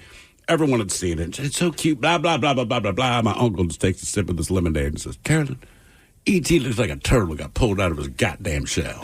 No. And he completely... It's the truth. He's right, but it ruined E.T. for me. I'm like, yeah. He kind of does, doesn't he? That is exactly what E.T. looks like. Good or bad, what did you see as a kid that has stuck with you forever? 206-803-ROCK. Do you remember RoboCop? Yeah. So I wasn't watching it, but I went downstairs. My brother and my dad were watching it. And that, like, when RoboCop, when he's a cop and dies, it's like like a car hits him and he, like, explodes or something. Or because somebody was in chemicals. And I remember just seeing that scene being like, right. Like, oh, my God. That's enough for me. You know what? You remember the first Batman with that Tim Burton made with Jack Nicholson as the Joker? I remember being spooked out a little bit by the people that he turned into Jokers. How old were you when you saw it? I was fairly young. I was probably 6 or 7 when I saw You're it. not or wrong. like that. It was spooky seeing them, pull the little mask off and they just got that creepy ass smiling face on. There's there. little things you can't anticipate in a movie, and you don't realize how your kid's going to take it. We're watching all those Avenger flicks, right? And I mean, as a young boy, it's superheroes. They beat people up. They fight. Yeah. There's explosions. There's like everything you can possibly want. They barely cuss, so we are knee deep. I don't remember which one it was, but one of the two with Thanos, right? So these movies are like 3 hours long. We're about 2:45 into this. He's having a great time, and Thanos does something. I don't remember, but he starts killing some of the other heroes. Not when they turn to dust, but there's a few where he kind of splits them. There was one where geometrically, it's called the Reality Stone, and he turns somebody into ribbons and stuff like that. Somebody turns into bubbles, and somebody like breaks down into little cubes. Exactly. So I'm thinking this is pretty cool. My son looked absolutely terrified, and I realized, you know what, man, you have no concept of anything like this. So when he's watching this scene, I mean, it absolutely wrecked him, and I'm like, my bad, man. I figured it's superheroes. What could go wrong? That was it. Good or bad, what did you see as a kid that has stuck with you forever? 206-803-ROCK. Hello, Nate. Welcome to the men's room. Hola. Hola. So when I was a kid, I had a group of like very close neighborhood friends that were all around the same age. And we had a green belt that stretched behind all of our houses. And so we used to go play back there. And one day, one of my buddies was like, hey, let's go see how far this goes in, one of the directions. So we took it all the way down, and it ended up in these kids' backyard that we didn't particularly, get along with. But, they hung out with our crew sometimes. And their mom was in a hot tub, bare naked, with another dude that was not their dad. Oh. Oof. Oh. Yeah. So we were like, I'm not going to lie, we sat there and watched for about 5 minutes, and then we were like, all right, we got to go. So we never told them. Well, yeah, probably not. Yeah, I mean, just don't. But damn. So how long did you see her completely naked or just waist up? Oh, yeah. She got up to grab a drink that was on, like, the little table on the other side, and, you know, it was the first naked girl any of us had seen. We were, like, 10 and 11 years old, and we're like, oh, my God, freaking out. His mom was pretty hot, too. So the neighborhood obviously knew. Oh, yeah. Yeah, the gardener knew. Jesus. Somebody figured it out. That's not his dad. Yeah, somebody. At least she was hot. I was somewhere recently where that happened. What do you mean? Somebody was just like, oh, man, I know that guy. And then they were like, oh, no, that's not his wife. And then we were like, ooh, that's odd. And then luckily, like 2 minutes later, we were like, oh, there's his wife. It's just a group of people. Okay. Jesus. Good or bad, what did you see as a kid that has stuck with you forever? 206-803-ROCK. Hello, Chris. Welcome to the men's room. Hola. Hola. All right. I'm 6 to 7, 6.5 years old. Tremors comes out. My mom gets it on VHS. Says, you love the beach. Let's watch this. I swear to God, I still don't want to be in an open body of sand, and I'm 40 now. From the movie Tremors. What do you mean? Like Yeah, you wouldn't drive through Nevada or Nevada? I wouldn't trust any large amount of sand ever again. No. What about the dunes on the shore? I mean, if there's water, somehow I feel safer. But if it's a lot of sand, and you know what? Beetlejuice made it worse. When he steps outside that door, it's Beetlejuice and Tremors. Well, we grew up in the world of quicksand. That was always the big scare tactic. All of the movie, every single horror, Dracula, Godzilla, they all got trapped in it. Everyone. It was quicksand. It was Batman and Robin. If you had a franchise, $6 million man, Creature from the Black Lagoon could get trapped in sand. It did not matter. If you had a cliffhanger, it was quicksand. The last thing we saw for a week was you are basically up to your neck in quicksand, and as a kid, you're like, there's no fucking way Dracula they in survive. quicksand, Blackula in quicksand. Yeah, you name it. Frankenstein in quicksand. They all ended up in quicksand. Didn't matter who the hell. Yeah. Sand doesn't bug me. It's more just the snakes. No. Yeah, Fantasy Island. They get quicksand. Quicksand. For sure. You know what's movie Yeah, scene? Joe, I think the cartoon got caught in quicksand. This sounds so stupid, but the first time I Did saw my A-Team have daughter... quicksand? Yes. Of course. Yeah. Love Boat. The whole boat went into quicksand. The first time I saw my daughter freak out in a movie, like I seen it terrified her. It was Trolls, man. The movie Troll. And look, I do not want to sit through the movie Trolls. It is rated G, which means every preview is rated G. It's horrible. But you got little kids who sit through this thing. So toward the end of the movie, spoiler alert, the evil person that they're trying to avoid has captured them and has placed them all in a cast iron pot and then placed the pot on the stove because she's going to cook them. Now, as an adult, recognizing this is a G-rated movie, there's zero chance that she's going to cook and kill these trolls on screen. It's just not going to happen, right? I didn't realize my daughter did not know that. And I'm looking at her, and I mean, her mouth is hanging open. There are tears in her eyes. And I'm still not tracking that the scene is what's bugging her. I'm like, baby, what's wrong? She's like, they're going to die. I'm like, who's going to die? She's like, the trolls. So I don't want to say, listen, man, I ain't killing people in a G-rated movie. I said, well, let's just wait and see. I have a good feeling about this. I feel like they're just going to sing something and things will be okay. So sure enough, what do you know? When all hope was lost, somebody starts singing these amazing trolls, and they managed to get out of the situation. I remember she just looked at me like, oh, my God, it's amazing. I'm like, yeah, they didn't actually kill the trolls in the movie Trolls. Good or bad, what did you see as a kid that has stuck with you forever? 206-803-ROCK. Hello, Teresa. Welcome to the men's room. Hey, guys. Hola. So my father was a descendant of the Lucchese crime family. Okay. So back in the 70s, Godfather came out. He decided that we all needed to go see it, and I was 8 years old. And I did not sleep for months because I knew that horse head was going to be in my bed. Yeah, that'll hit you at 8 years old. Did you know at that time that your folks were into that kind of stuff? My father, that's the first and only time my father ever went to see a movie. Really? Yes. He sounds like a barrel of fun. Mm-hmm. Good God, man. Yeah. Okay. All right. Yeah, I don't think I was not aware of the difference in business that people were up to. Sure. You try not to share that with the children. Right. Yeah. I mean, just people were just doing things the way they wanted to do stuff. That was just the way they did it. The only thing that you need to know is whatever group it is that's up to no good, the only thing they really don't want to do is pay the government any tax money. Yeah, that's a long and short of it, really right? what it comes down to. They don't want to pay for, the process of a building permit or just stuff where you got to give government money for whatever reason. Not that all that stuff isn't justified and why it's there, but they tried to avoid it. But they're not going to pay it. They tried to avoid it at all costs. Yeah, of course. Just did not want to. You don't need a license to do this. Good or bad, what did you see as a kid that has stuck with you forever? 206-803-ROCK. Hello, Mark. Welcome to the men's room. Hi, guys. Hola. Yeah, when I was about 4 years old, I saw Satan. Satan, All as right, in the go devil. ahead. I was in an orphanage, and the nuns' habit. Look, if any of you guys are old enough to know the show from a long time ago, The Flying Nun, that type of a habit with the points on each side.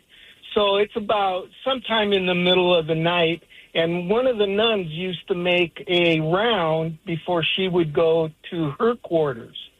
And I was new in the orphanage, and I was laying there, and I saw this shadow walking down the middle of there's like 25 little babies. We're all about from brand newborns to 6 years old. And she walked down the row, and I saw that shadow, and I literally peed myself. So you thought that she was really the devil? Yeah, they actually even told us that was a method to kind of keep us in bed, to not be getting up and playing around. They couldn't think of anything less, mind-shattering than that is Satan. Hey, how long did you find yourself in an orphanage? I was there from 3.5 to almost 7. And then you were adopted, I guess, right? I was adopted to a family here in America. Okay, what you guys with it? What country were you in? I was in Italy. Okay, that to me. That sounds like devil stuff. Yes. Did you go to school every day during that time, or did they have a school at the orphanage?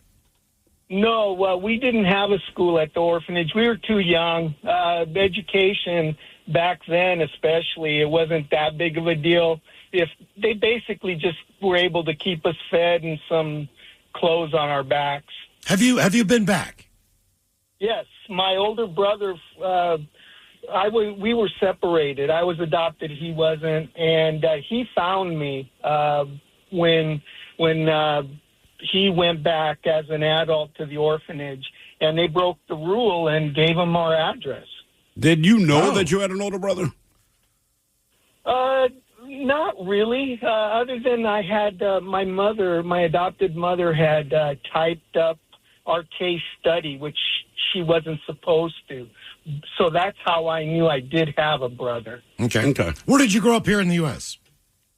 Lived 3 years in California, near Pomona, a place called Upland. And then I've grown up here in Tacoma the rest of the time. Do you remember, were you able to catch up educationally pretty quick? Actually, yes. I skipped. My parents put us, they were very Catholic, and they put us, all their kids, through Catholic school. I went to kindergarten, first grade, skipped second grade, went to third grade. Damn. I would have loved to have done that. Can I get rid of anyone? Can I get 1 year? Just 1 year. Good or bad, what did you see as a kid that has stuck with you forever? 206-803-ROCK. Hello, Amanda. Welcome to the men's room. Hola, boys. Hola. So I got one. I lived through it, but I'll remember it. I was about, I want to say I was like 9 or 10, probably 9, sitting at the dinner table, just had dinner. I had a bad sore throat. So we had these, you remember those long rocket pop things, the popsicles? Sure. Bomb pop. Yeah. So it was a bomb pop, and it felt good on my throat, obviously. So I was sitting there kind of trying to make the rocket pop like go all the way down to where my tonsils were for the most part. And again, I'm like a little kid. And my dad just pops off. My whole family's there. we're eating, and my dad's like, "Oh, I'm just watching Amanda sitting here practicing oral S word," and I had like no idea what that meant. I was just like, "Huh," like I didn't know what that meant. And so when I figured that one out, we had no Google back in those days, but we had school, and I figured that out, and I'll never eat a popsicle with my family again. Okay. I mean, look, we learned the other day that Taryn doesn't like people who eat bananas. Yeah. Do you ever, all right, speaking of which, you ever seen the frozen chocolate-covered bananas? Oh, yeah. I love them. So my cousin Tom, we were like 19, and I look over, and he's eating one at Disney World. My uncle goes, that boy's got tendencies. I mean, they're good. I like chocolate. I love bananas. I love cold stuff. It's just it's an awkward shape to be putting in and out of your mouth. You just want to eat in the privacy of your own home. Popsicles are. She's not wrong. Yeah, any of that, like it's fine. But like, right? If I was eating one right now, I just caught eyes with Mike, and I'm just like. Yeah, you'd be like, all right. What you doing later? 10 most embarrassing song lyrics of all time. Coming up, we'll sit and spin until 4:30. And emails coming up next from the men's room at KISW.com. This episode is brought to you by Progressive. Most of you aren't just listening right now. You're driving, cleaning, and even exercising. But what if you could be saving money by switching to Progressive? Drivers who save by switching save nearly $750 on average. And auto customers qualify for an average of 7 discounts. Multitask right now. Quote today at Progressive.com. Progressive Casualty Insurance Company and Affiliates. National average 12-month savings of $744 by new customers surveyed who saved with Progressive between June 2022 and May 2023. Potential savings will vary. Discounts not available in all states and situations. What's the difference between DIY and doing it yourself? It's the difference between a part-time passion and a full-time business. Wix gives you the power to turn your passion into a moneymaker. With a website that fits your unique vision, let your ideas flow with AI that guides you, but keeps you in the driver's seat. Manage your business from one dashboard and keep it growing with built-in marketing features. It's time to turn your daydream into your dream job. Go to Wix.com. This episode is brought to you by Progressive Insurance. What if comparing car insurance rates was as easy as putting on your favorite podcast? With Progressive, it is. Just visit the Progressive website to quote with all the coverages you want. You'll see Progressive's direct rate, then their tool will provide options from other companies so you can compare. All you need to do is choose the rate and coverage you like. Quote today at Progressive.com to join the over 28 million drivers who trust Progressive. Progressive Casualty Insurance Company and Affiliates. Comparison rates not available in all states or situations. Prices vary based on how you buy. We return to the men's room with Miles and Thrill. Packing up the 10 most embarrassing song lyrics of all time, so we'll sit and spin at 4:30.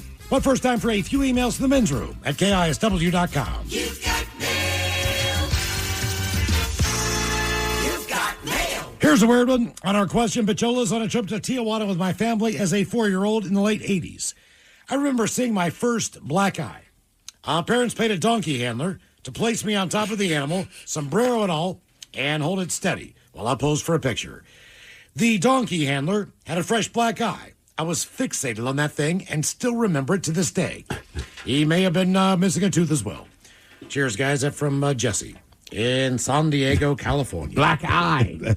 First, I thought he said black eye. That's what I thought. Yeah. My That's uncle, what I saw a guy with the black eye. my uncle had a black eye, and I'd never seen anything like it. The whole inside was red. My dad took me up there to his apartment. He just got into a really big fist fight with like 3 or 4 other dudes the day before. All right. His face was swollen. His eyes, one was shut. The other was barely half open, all red and black. And he's like, he takes down his Ray-Bans like, look, Miles. And I'm like, Jesus, God. It freaked me out. I got one as a kid, and I mean, this was so old school, we still put stakes on it. Oh, really? Yeah. Oh, this one says, good afternoon, guys. I cut the end of my right index finger off when I was 10. Jesus. All the way down to where the bone was sticking out. That'll stick with me for the rest of my life, knowing that I saw the actual bone on my finger. How did that happen? Got it caught in the front sprocket of my bicycle by checking the tension of the chain and riding it. Jeez. Dumb move, but I was 10. That from the Elk Plain Drifter. That was weird getting a vasectomy and looking inside my body. Yeah, that'd be a little I strange. was like, wow, that's crazy. Time for birthdays brought to you by Men's Room Roasted Red Salsa from San Juan Salsa Company. Dip responsibly.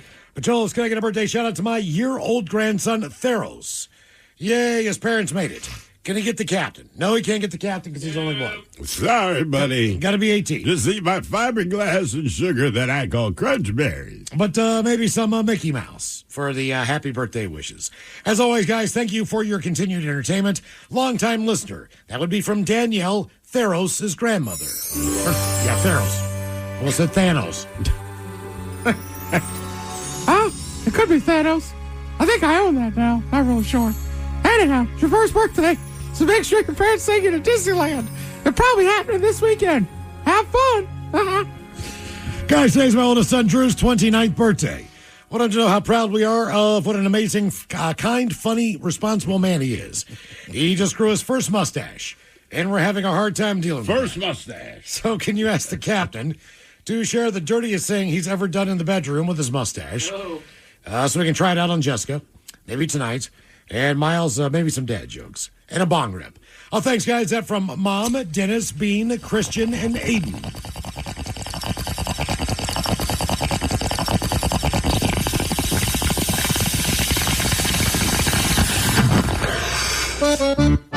Ooh, well, ahoy there. This might surprise you, but the old Capitan isn't the same mustache I've always had. But here's your amateur move there.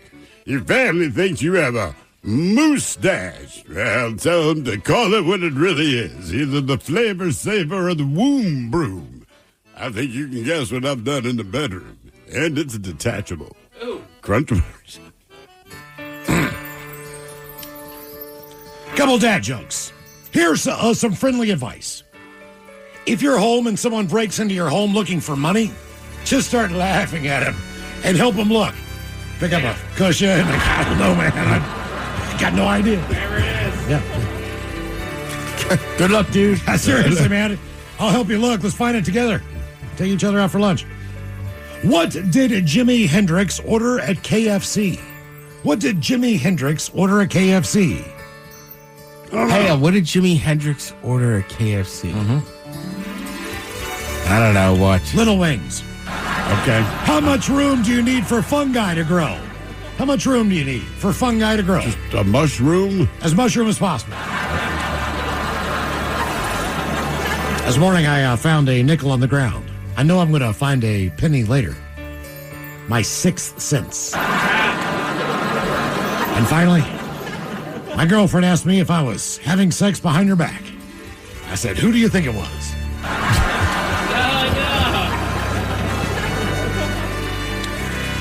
Guys, birthday shout out to my wife Rebecca on her 37th trip around the sun. Amazing and great mother to our 3 girls. And the best companion of almost 20 years. How about a fart montage? A what the F is that, Jay? And the Dirty Germans talking about deep tissue massages.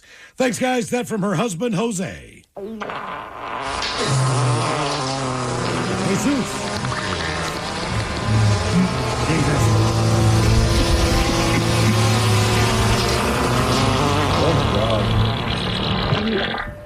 Oh my God! What the is that, bro? Yeah, you're talking to Dirty German, so you might call it a deep tissue massage. We call it a deep gym sock massage. Yeah, you know, you could honestly call it whatever you want, but yeah, I'll take that. Yeah. Instead, I'll be on my back. Hey, bitches, today is my beautiful wife Brittany's 37th birthday. Can she get a fart montage? And the Dirty Germans talking about the best way to eat some cake tonight. Cheers, guys. That from Zach.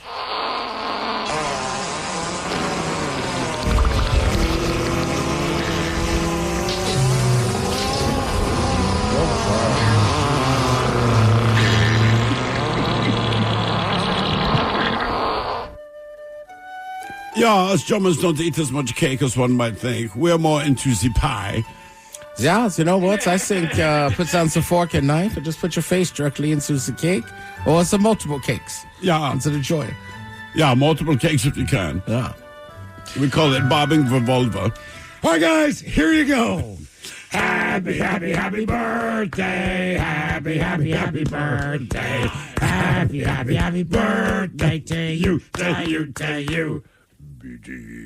Ja, the Dirty Germans brought to you by Men's Room Original Sausage. Available through Uli's World Famous Sausage, mensroomlive.com, and other fine retailers. Schweine. This episode is brought to you by Progressive Insurance. What if comparing car insurance rates was as easy as putting on your favorite podcast? With Progressive, it is. Just visit the Progressive website to quote with all the coverages you want. You'll see Progressive's direct rate, then their tool will provide options from other companies so you can compare. All you need to do is choose the rate and coverage you like. Quote today at Progressive.com to join the over 28 million drivers who trust Progressive. Progressive Casualty Insurance Company and Affiliates. Comparison rates not available in all states or situations. Prices vary based on how you buy. Running a business can be exhausting. Building your website shouldn't be. With Wix, you can express your ideas, give direction, then leave the heavy lifting to AI, from site creation to branded content and images. Have fun with the details. Customize what you want the way you want, and manage your whole business from a centralized dashboard with expert AI tools. Build, scale, and enjoy the incredible results. You can do it all yourself on Wix.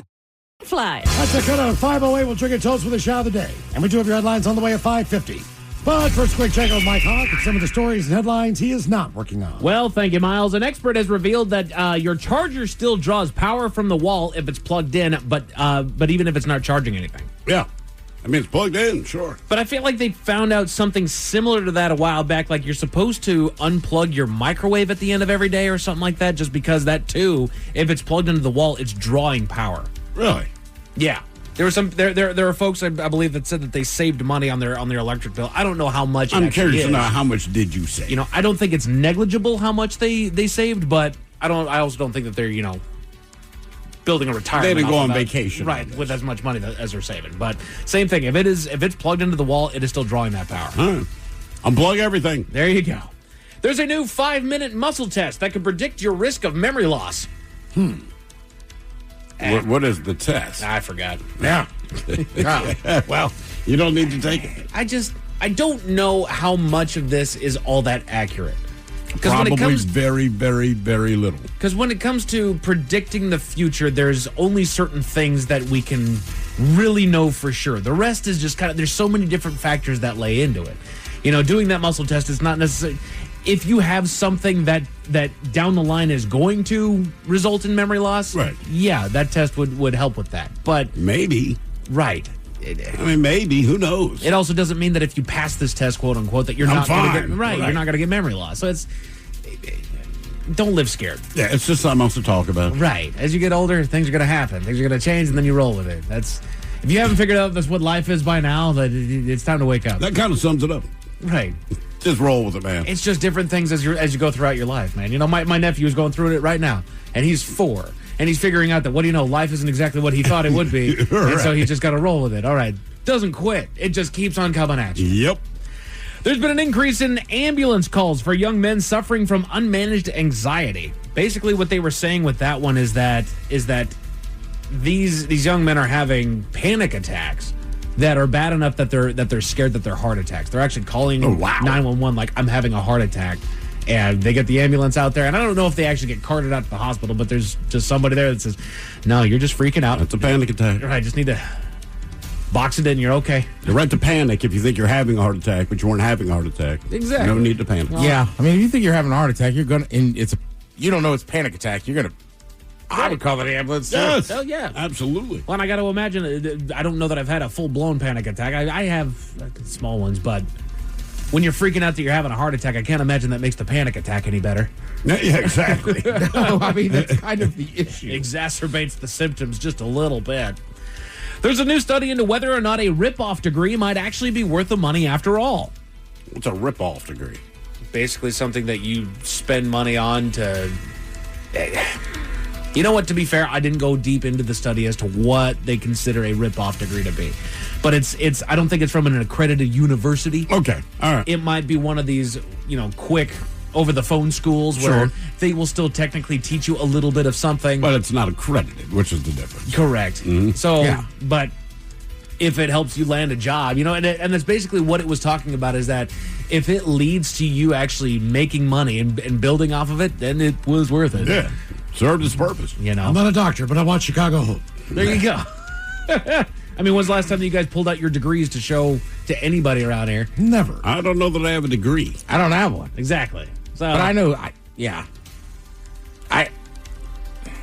the The for-profit ones are tough. Sure. Absolutely. Just because, like, I know a lot of people that for some reason decided in, like, their late 30s, early 40s, like, I got to spend all this money, and I'm like, how is that going to help your career? Right. Were you going to start at the bottom? Right. And so they already had, like, careers. I'm like, I know you kind of want to change, but, like, man, it's tough at that age. It absolutely is. You're taking a gamble on yourself for sure, but... Yeah. In a shocking new study, it turns out that women like to date younger people just as much as men do. Huh. Really? Shocking. Who would have thunk it? Man. Cool. I need to find a 7-year-old. Exactly. I'm younger. Yeah, you're always younger than someone. Robbing the grave. No kidding. Like, seriously, the grave. Wait a minute. The more attractive one that's younger and you know, is all full of whimsy and drink. Okay, yeah, everybody likes the younger model. What do you know? Never would have thought of that. Never would have thought. That's why Playboy doesn't have its, 60-year-old issue. They will, man. You mark my words, they will. Hey, I'd be in for it now. Like, Nicole. Yeah. I mean, you watched The Golden Bachelor. There were some women on there that were not hard on the eyes. I didn't find them attractive. I'm not saying I'd, jump into bed. They look They can lead you there, though. That's it. Right. They look like a lot of maintenance. Yes. There was a couple there for sure. There comes a time when you say, look, how much more money am I going to put in this car? And the trade-in is $10,000. The tires. I don't know, man. I was just down in Palm Springs a few weeks ago. Like, there's a lot of work. Oh, yeah. They don't hide it. There's clinics all over the place, but there's a lot of attractive women. You bet. And I know some of them were in their 60s. Oh, yeah. I'm glad you're down at the clinic, because if we have sex, you're going to need to go back to the clinic. And I understand what you're saying, Miles, but when that 1963 model comes rolling through and it's only got 12,000 miles on it, like, shoot. Yeah. There's a reason it's $80,000. There's your gym in here. Yeah, it's an $80,000 car. You were kept in a garage, weren't you? Fastback. How you doing? Only one owner. 67. Wow. Shocking. Only one Expensive. previous owner. That's right. All right. So why all the stains? Oh, no. A new study found that sexual activity before bed improves sleep quality. Anybody could have told you that. And while we're on the subject, some research into men's sexual health has revealed that regularly crossing the finish line, as it were, can actually help reduce the risk of prostate cancer.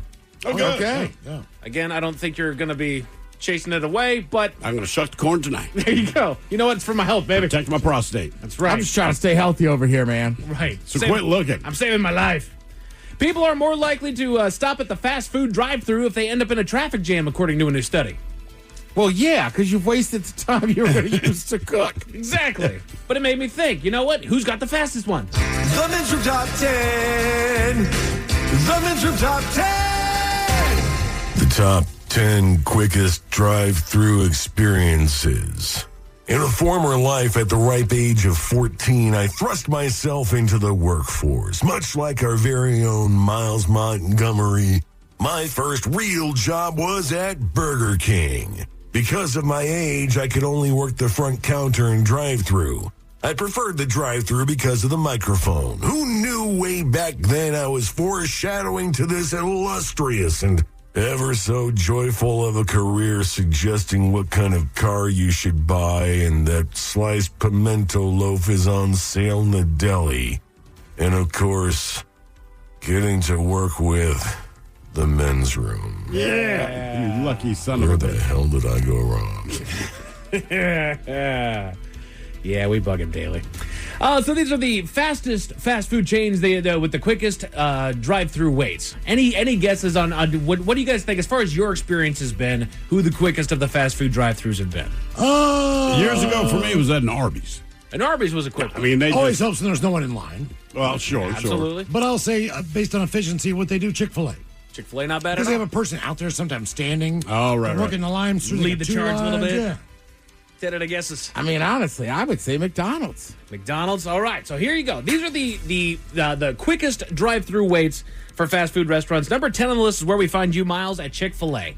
436 seconds was the average wait time through that line, and I think you're absolutely right. They started dividing it into two separate lines. They've got people out there with little iPads, and they're taking them all. They take your payment out there as well, so it just kind of keeps that whole thing moving good and quick. They found out how to make that one work.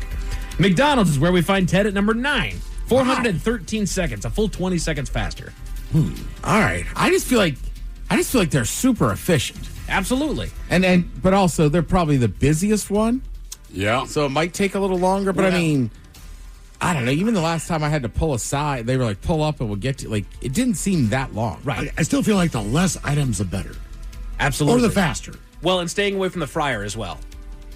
The fried foods take a certain amount of time to get through there. And I do remember when I was a kid, McDonald's was definitely one of the quickest, if not the quickest, to get through. But I think the overcomplication of the menu, back in the day when it was just the little patties and it was going quick, it ran a lot faster. But now they got so many different burgers and sandwiches on there that they gotta get through all the different fried foods that they gotta do. Right. So there you go.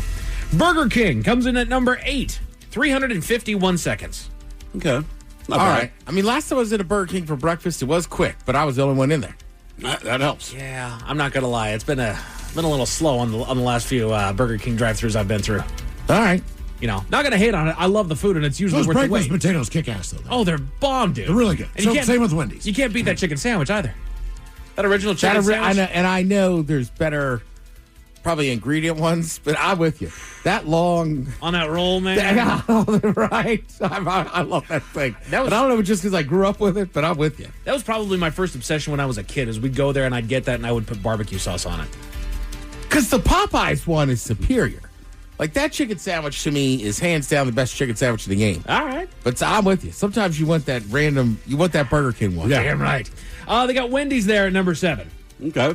All right. Which, again, that one, I think it depends a little bit on where you're at. There are certain locations that I've been to that are quicker than others, for sure. Mm-hmm. But they say 343 seconds. I would say I think that's standard for any fast food. Yes. Depending on the location and the workers. Yeah. Are gonna change things a little bit. And I feel like one always reflects the other. Yeah. I will still say I catch flack for this, but Wendy's one of the best fries in the game, in my opinion. Still to this day. Yeah, you got to salt them yourself, but I think it's actually a little bit better that way, and I prefer them. They're bomb. Yeah. They don't need the doggone Frosty. They go with Hardee's at number 6. I haven't been to a Hardee's drive-thru to know. Neither have I. It's not in this part of the world. So, well, Carl's Jr.'s. Is Right, that right. separate on the list? Hold that thought, Ted. All right, that's weird that Hardee's, because it's the same restaurant, just on different coasts. Hardee's also has fried chicken. Really? So and roast beef sandwiches. They used to. Are they that different? I mean, I haven't been to They're one in years. pretty famous. No, same thing. Does Carl's Jr. not offer chicken? I haven't been to one in a while, Hardee's offers chicken. So I just feel like whenever you're frying chicken, that always takes up the time. Dunkin' shows up, number 5 on the list. 321 seconds to get start to finish there. Which I would hope that'd be just a little bit quicker. I think it's because of the coffee fancification of the coffee. Yeah, right. it's the fancy drinks. It's not grabbing your ass donuts or a muffin. No kidding, man. Well, and then they've also got those, just like what Starbucks does. Little They got sandwiches and all little that. sandwiches that Sure. they got to put in the oven and then heat them up real quick. Still bomb. I wish we had one out here somewhere. Got it. Number 4 on the list. That's where we find you, Mr. Hill, at Arby's. 319 seconds. Just 3 seconds faster there than Dunkin'. We have the meat. But again, I think it goes back to simplicity. That is 100% why. They've got other things on the menu which are fantastic. They've got curly fries on the menu which are fantastic. But I think everybody's mainstay is still that beef and cheddar. And it's already made. Oh, yeah. It's just sitting there waiting for you. Exactly. Right? Yeah. Yeah, they probably got a whole handful just packed up, ready to rock and roll. But I feel like the signature sandwich at most places has got to still be the most ordered. Has to be. Like, I think McDonald's, the Big Mac has to be up there. Beef and cheddar, like the Whopper has to be ordered a lot. What'd you look at that, Miles? Hardee's just killing me. Remembering all the good food. Country fried steak biscuits, hand-breaded chicken biscuits, Oh, God, I set 'em on a country journey. ham, biscuits and gravy, Frisco breakfast sandwich. Fast food chains with the quickest drive-through waits. Number 3 on the list surprises me. KFC. Really? 303 That goes by seconds. chicken theory. Oh yeah, because the chicken. Yeah, but that's chicken takes all longer. they do, right? Yeah. So they got chicken like McDonald's has burgers. Like, brother, we know why you're here. It's KFC. And I will say, opposite side of that spectrum is that they're always going to have chicken on hand and ready, but the time that you show up and they don't, that's one of the longest waits. My that lord. you'll ever have. How about Taco Bell? Hold that thought, Miles. Okay. That's so funny. So this last time I was in, and I've only been at KFC once in 2 years. I had to wait. So I guess they just didn't have chicken ready. Yeah, you get through at the wrong time of Yeah, day but you got hot when they've fresh. completed. Yeah. Number 2 on the list, that's where you find Carl's Jr.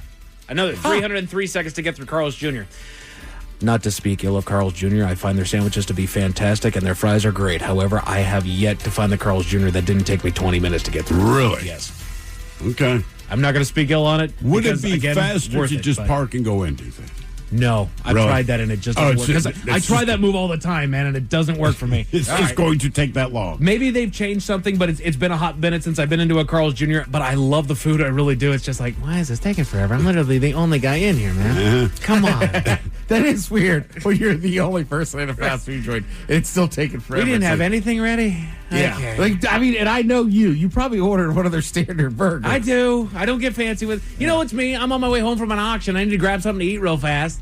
I just stop at the damn Carl's Jr. drive-thru. Like, oh, you know what? It's been a hot minute, and it is a hot minute sitting there waiting for it. But hey, they say number 2 on the list as far as the fastest drive-thrus, and then the number 1 fastest fast food chain with the quickest drive-thru.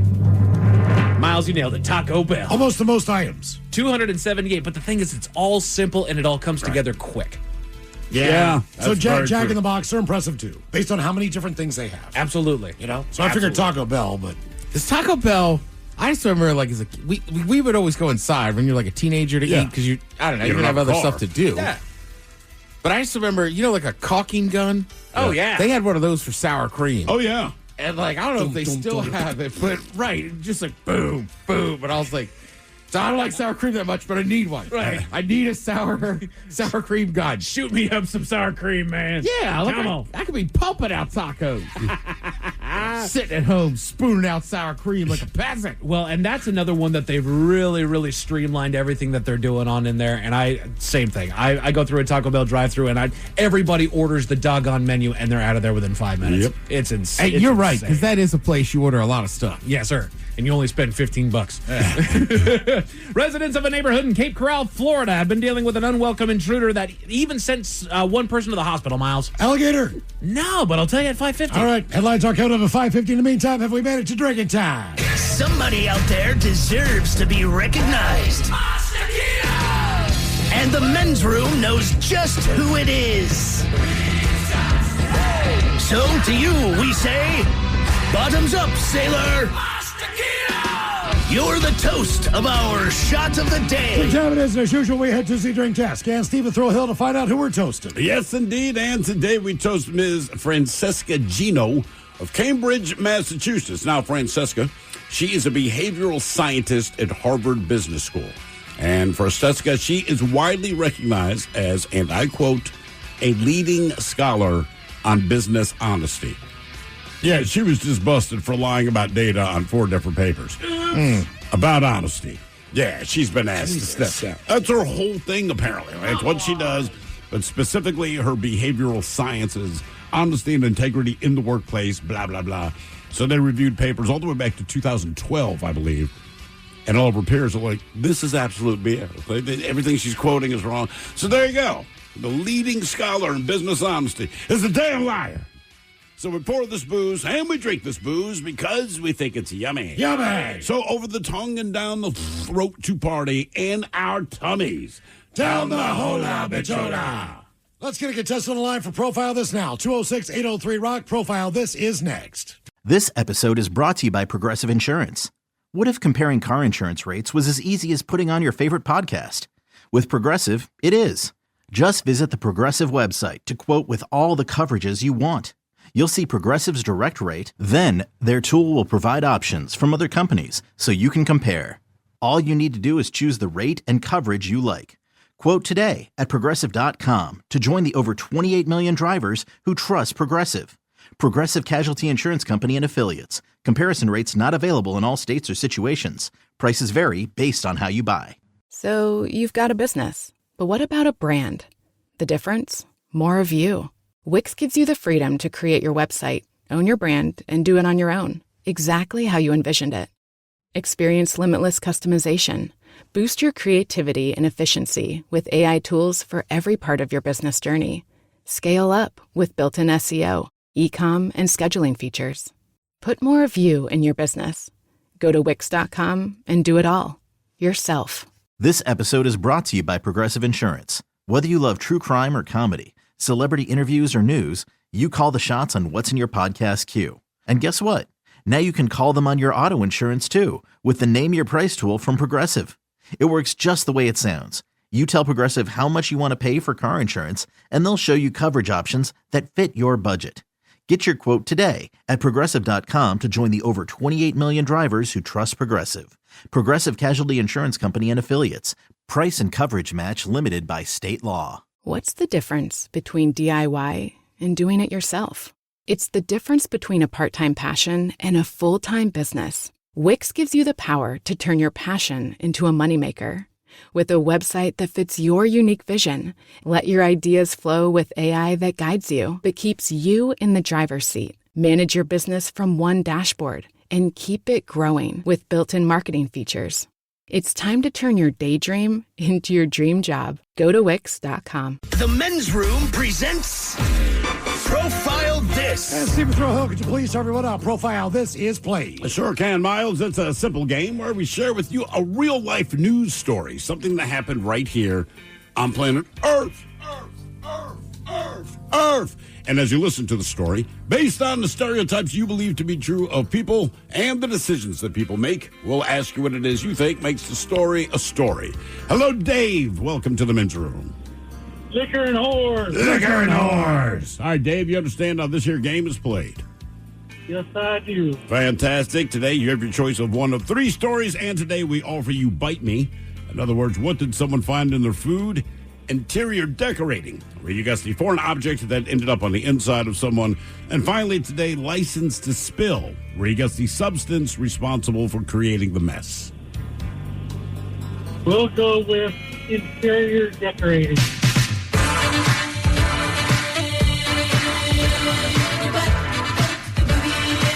All right, we go to China, where a man in southeast China, he had something stuck in his bladder after inserting it into his penis. Now, the object was said to have traveled down the man's urethra, the passageway between the bladder and the external part of the body. Now, doctors are set to cut an opening on the patient's bladder to have the object removed in the next few days. Now, the man, whose name has not been revealed, apparently told the doctor that he had a habit of, quote, playing with his penis. And yeah, a lot of us do, but an x-ray shows the object stuck inside of his bladder. Well, a neurosurgeon said that the patient would require a surgical operation to have it removed. And like I said, doctors are set to cut an opening in the man's bladder to have the object removed in the next few days. The question is, what did this guy get stuck in his bladder via his penis? Was it a padlock? Was it a magnet? Was it beans or was it a pencil eraser? So padlock, magnet, beans, or a pencil eraser? Wow, that's a heck of a combination of choices there. It sure is, and all of them bad. Yeah, I can't imagine it being a padlock. That's a heck of a hole. What do you guys think? Dave, I'm going to go magnet. How do they work? Magnet seems, yeah. I don't know. Then it'd just be sticking to stuff. Somehow I think it's a pencil eraser because that whole pencil was in there, but the eraser got stuck. Okay. All right, Dave, what do you think? Well, I'm going to go with not a pea shooter, but we're going with a bean. Beans. Okay. What does this guy have stuck in there? A padlock, a magnet, beans, or a pencil eraser? We'll find out next. That was a tease. You are listening to The Men's Room. You're listening to The Men's Room with Miles and Thrill. 99.9 KISW. Categories interior decorating on Profile This. We got a man in China. He had something stuck inside him in the front side. He inserted it, by the way. And he told the doctors, I like playing with my penis. And it was surgically removed. Question is, was it a padlock, a magnet, beans, or a pencil eraser? And Dave, that is the very question that we asked you. And as you pointed out, all of these answers are stupid. But sadly, one of these answers is also correct. So, we will start with D. Ted Smith. You went with the eraser, and I understand your thinking. Said, all right, man, it's your urethra. This episode is brought to you by Progressive Insurance. Whether you love true crime or comedy, celebrity interviews or news, you call the shots on what's in your podcast queue. And guess what? Now you can call them on your auto insurance, too, with the Name Your Price tool from Progressive. It works just the way it sounds. You tell Progressive how much you want to pay for car insurance, and they'll show you coverage options that fit your budget. Get your quote today at Progressive.com to join the over 28 million drivers who trust Progressive. Progressive Casualty Insurance Company and Affiliates. Price and coverage match limited by state law. What's the difference between DIY and doing it yourself? It's the difference between a part-time passion and a full-time business. Wix gives you the power to turn your passion into a moneymaker. with a website that fits your unique vision. Let your ideas flow with AI that guides you, but keeps you in the driver's seat. Manage your business from one dashboard and keep it growing with built-in marketing features. It's time to turn your daydream into your dream job. Go to Wix.com. Oh, pencil. But the whole pencil and the eraser got stuck, however. It was not a pencil eraser. That's what I would have done. Based on the options, I think that's what I would do as well. No. What would you use? Magnets. You do the magnet?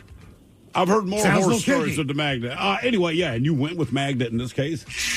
It was not a magnet. And Dave, that leaves you. You went with the beans. Oh, no. You put a freaking padlock in there, man. Huh. That's padlock. That's strangely impressive. Guess he forgot to unzip it. Yeah.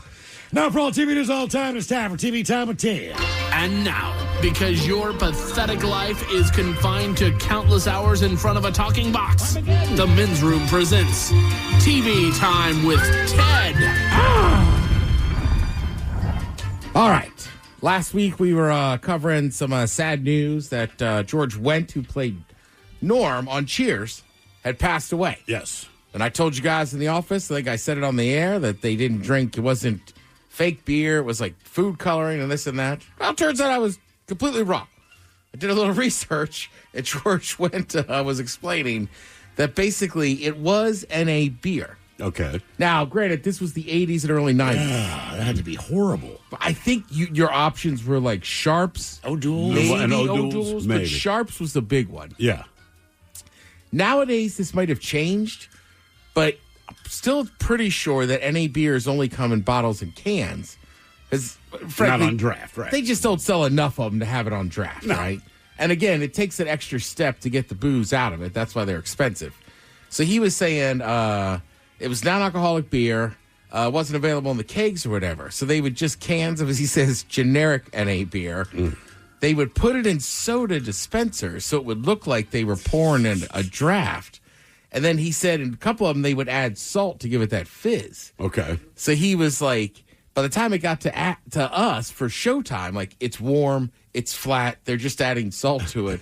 So he goes, the first few seasons, you'll see me being a good actor and drinking them. He goes, in the later years, I found out when the camera was on that my beer or not. So he was like, if you saw me, he knew the camera was on and would only take a sip then, as opposed to just being in the background drinking. Okay. I was like, that's pretty good. It's that bad. Yeah. Also, there is rumors that in the later years, between like him and Woody Harrelson and a couple people, they definitely they definitely tried to sneak in real beers. But obviously, if you're doing multiple takes, they'll start to figure it out. Correct. Right. And I don't know. I think for the average person, you give them 1 or 2 beers. Sure. Probably fine. Probably. I think by like 4 or 5, or 3 or 4 or 5, you can start to tell like that person's actually drinking. Oh, yeah. Oh, yeah. There's also a lot of actors in Hollywood, like, I'm sure that's why they're actors, but some of them I always wonder is like they don't drink, but they do it drunk so well. It's like, wonder if they were ever drunk. I don't know. I think sometimes you just look at people. Was it Neil Patrick Harris played, was it Barney on How I Met Your Mother? Yeah. He's a gay dude, but he played like the absolute, almost like crypto bro douchebag. And he said, look, man, to me, he goes, I just observed the people that I thought were douchebags, and literally I just imitated them. So he's like, I thought I was almost like this exaggerated caricature, which he was. But he's like, people love the character. They're like, you're crushing it. And he's like, I do not like women at all. Yeah, I think sometimes, too, like, yeah, you're right. I mean, Mike and I were talking years ago. We were golfing, and I don't know, again, I had something going on, so I, like, wasn't drinking or whatever. But, like, even the cart girl rolled up, and I was like, and she's just like, oh, you look ready for a beer and a shot. And I was like, all right. Yeah. Not today, but you're generally right. Yeah. Some sports for the weekend. Obviously, Sunday was the biggest day in racing. You start with the Monaco F1 race. If you don't know by now, a lot of the drivers are annoyed too. Monaco is the most famous. It's obviously the most beautiful. It's in Monaco, the yachts. Yeah. But the cars have just gotten too big that you realistically can't pass each other. There's like maybe one spot. So like a couple of them were, so basically it just turns into who has the fastest lap, who qualifies for pole. You're going to win that race unless you crash. Lando Norris, good for him. He got the victory, but they were talking about like, man, maybe the F2 cars, you could pass each other. And they were talking about, I don't know, they were like, make it Mario Kart. Let's throw bananas at each other. Or like spray them down. After that, you would have the Indy 500 on Sunday. Alex Palou won that one. If you've watched IndyCar at all this year, I think he's won, if they've had 5 races, he's won like 3 or 4 of them. Okay. So it's like, all right. In Indy for years, when F1 got really popular, they were like, hey, our races are more competitive. It's like, well, somebody else needs to start winning. Yeah. And then that night, which finishes off a big day for racing, actually, obviously, if you're an American, because we have 2 of them, you have that Coca-Cola 600. Ross Chastain won that one. Kyle Larson, who is a NASCAR driver, he competed in the Indy 500. How'd he do? He was going to do that and the Coca-Cola 500 or 600. Oh, I guess he crashed. He crashed to both. Oh, Jesus. Yeah. Same day? Same day. He crashed out at Indy, and then he crashed out in his NASCAR race. But for me, I think it's awesome. I know NASCAR sometimes gets, a little, gets their underwear, whatever the term is. I'm not going to say. Yeah, I was panties in a bunch. Yeah, I just didn't want to say it. Sounds bad. Because he's doing both. But I think it's awesome. Why do they care? I guess because you got to race so many NASCAR races to qualify for this or that. Basically, they don't want guys skipping races like they do in the NBA. Okay. All right. But it's like he's racing it. I just think it's super cool. He's got to get in a helicopter. You hope he makes it on time. So he crashed out. He made it in plenty of time. That means he's a highlight for both races. In the end. Correct. I mean, hell, if I'm watching Sports Center, like, yeah, you can show me who won, but either show me the fist fight at the end or show me the crashes. Yeah. Otherwise, I'm just watching cars go around, man. Show me the explosion. Well, and truthfully, if you watch NASCAR these days, there's almost always a giant crash around lap 7 or 8. 7 or 8 left. And then it's like, all right, here's the new winner. So ironically, the list I have today kind of works with the question of the day, as these are a list of movies that they're saying, did it emotionally destroy you? Destroy. Okay. All right. It's heavier than we worded it. That is heavier. I like a few of these movies, and a couple of them did really hurt. Okay. Number 10 on the list, they have Atonement from 2007. I remember the name. I never saw it. What was it about? I mean, the name alone says, like, thrill. You don't want to watch this movie. I guess it's somebody's trying to atone for something and they died tragically. That's just the sense I get. I'm like, I don't want to watch that. Sweeping English drama based on the book by Ian McGowan. Follows the lives of young lovers. Cecilia Tallis and Robbie Turner, who is James McAvoy and Keira Knightley, when the couple are torn apart I care a little more. by a lie constructed by Cecilia's jealous younger sister. Yeah, no thanks, man. I'm out. So there was no atonement. There was none. All right, Coco, number 9 on the list for 2017. Yeah. That's the Pixar one? That's the Pixar one. What scarred people on that, man? It's really dealing with death and... But it's celebratory. It's not everything is death the way it is in the U.S. I mean, this is the Mexican culture. They're like, you carry on. It's still kind of dealing with the finality of death. Only if you forget them. That was the whole point of the movie. Yeah. No one really goes away unless you forget about them. I thought, well, that's a very positive message. I guess just for kids, it's sad. Yeah, but you need to remember them is the thing. All right, this dang. one that I Sound like a big just ass. recently watched, and you guys said, I don't know why you're rewatching that. Saving Saving Private Ryan. You watched it on vacation. It's not even like you were stuck on a plane. Like, I got some time off. I'm going to relax and put What is this on. what is the mindset you go in to put this stuff on? Like you're like, I'm having a horrible day. What can make it worse? You know what'll make it worse? This. I don't know. Look, I said to my buddy, Rob, we're driving back from the Gorge yesterday. It's in the afternoon. He goes, what are you going to do? And I said, it's very strange because Miles and Thrill and Mike make fun of me all the time. I said, like, I want to watch some sports. I said, but I'm probably going to watch a sad war movie. It's Memorial Day. And I said, that's just what I do on my days off. Memorial Day, it makes a little more sense. It does. But you're right. If I have I don't know, like last time we had a random day off, it was just like, Saving Private Ryan. Intense. Good movie, though. And then I was like, I forget how sad it is. But you're right. I still watch it. Did you put it on or was it on TV? It was on TV. Okay. So I found it and said, I'm going to watch it. Because I'm a movie flipper as well. Like, I'll go through all those movie channels, and if it's a name that I recognize and enjoy, I'll turn it on. And while it is dark, Saving Private Ryan is one that It's a good movie. You can enjoy. No dispute. Not watching it again. Yeah. Well, I don't even want to admit how many times I've seen, like, Platoon. Jesus, man. Eternal Sunshine and Spotless Mind. Did this movie emotionally destroy you? No, I thought perfect. I mean, like, I get it. I understand what people are upset about, but also I'm like, all right, you had this bad breakup with some chick you love. They got some tech. Get her ass out of your head, right? No memory. The point of the movie, of course, is that, you want to hold on to some memories. Is that one of the... Because you start to remember, like, well, I did love her for this and all. Whatever, man. Get it out. Is that one of those rare rug pull Jim Carrey movies where it's like, oh, it's Jim Carrey, this should be good, and then it's just awful? Yeah, it's him doing a dramatic role. Damn it. Well, sometimes that happens, right? I think anybody, right? Like if you dated somebody 20 years ago, like you could look back at all the good times. Like sometimes, like typically you do when that much time has gone by. Right.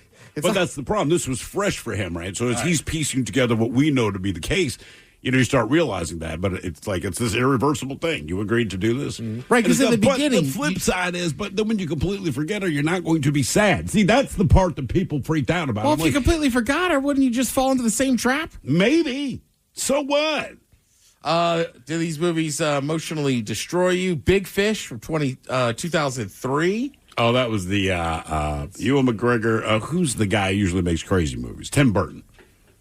It's a decent movie. That was a Tim Burton movie, yeah. I don't know this one. Miles, still, you might know it, from 1974, where the red fern grows. Oh, I know the name, and much like Watership Down, it seems like everyone who saw that was kind of Big devastated. Dan and Little Ann. Yeah, it was these two dogs. I forget what kind of dogs that they were, but it was another thing where kind of like the old Yeller Kick, where at some point one of the dogs is gonna go off into the sunset. Do you know this, or is it one of those they got to hit you in the head? Reading it as an adult, you could probably read the writing on the wall. But I remember we actually read that book when I was in 5th grade, if I'm not mistaken, and you could tell one of the girls that got to the end of the book because she is just a puddle over on the side, dude.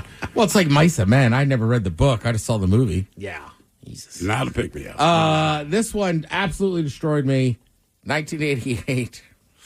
I still don't even remember how this movie ends because I was crying so much. Let me guess, Land Before Time. Damn right, Mike. Serious? Yes. That's awful. His mom dies right in the beginning, man. The dinosaur. Yes. Well, they all die. You know, the thing is, okay, Bambi's mom dies. They all Everybody knows die. that part. Every dinosaur Spoiler alert, died. by the way. But Bambi's mom dies. why is it different that his mom died? Because you can say Frozen, they died. Bambi dead. Right. Simba lost his dad. Because it wasn't a Disney movie. Because he has last moments with his mom. She is not doing she good, goes man. somewhere else and she die. is hurting bad. She is going out, and she's laying there saying, "You got to go off to the wherever the great beyond or wherever the hell that they're trying to get to. You got to go. You got to fight on. You got to leave. I'm going to leave you now, but you need to go and be strong for your friends." And be like, has this moment of like, "Come on, kid, you got the." And then she's down. Mom. Yes.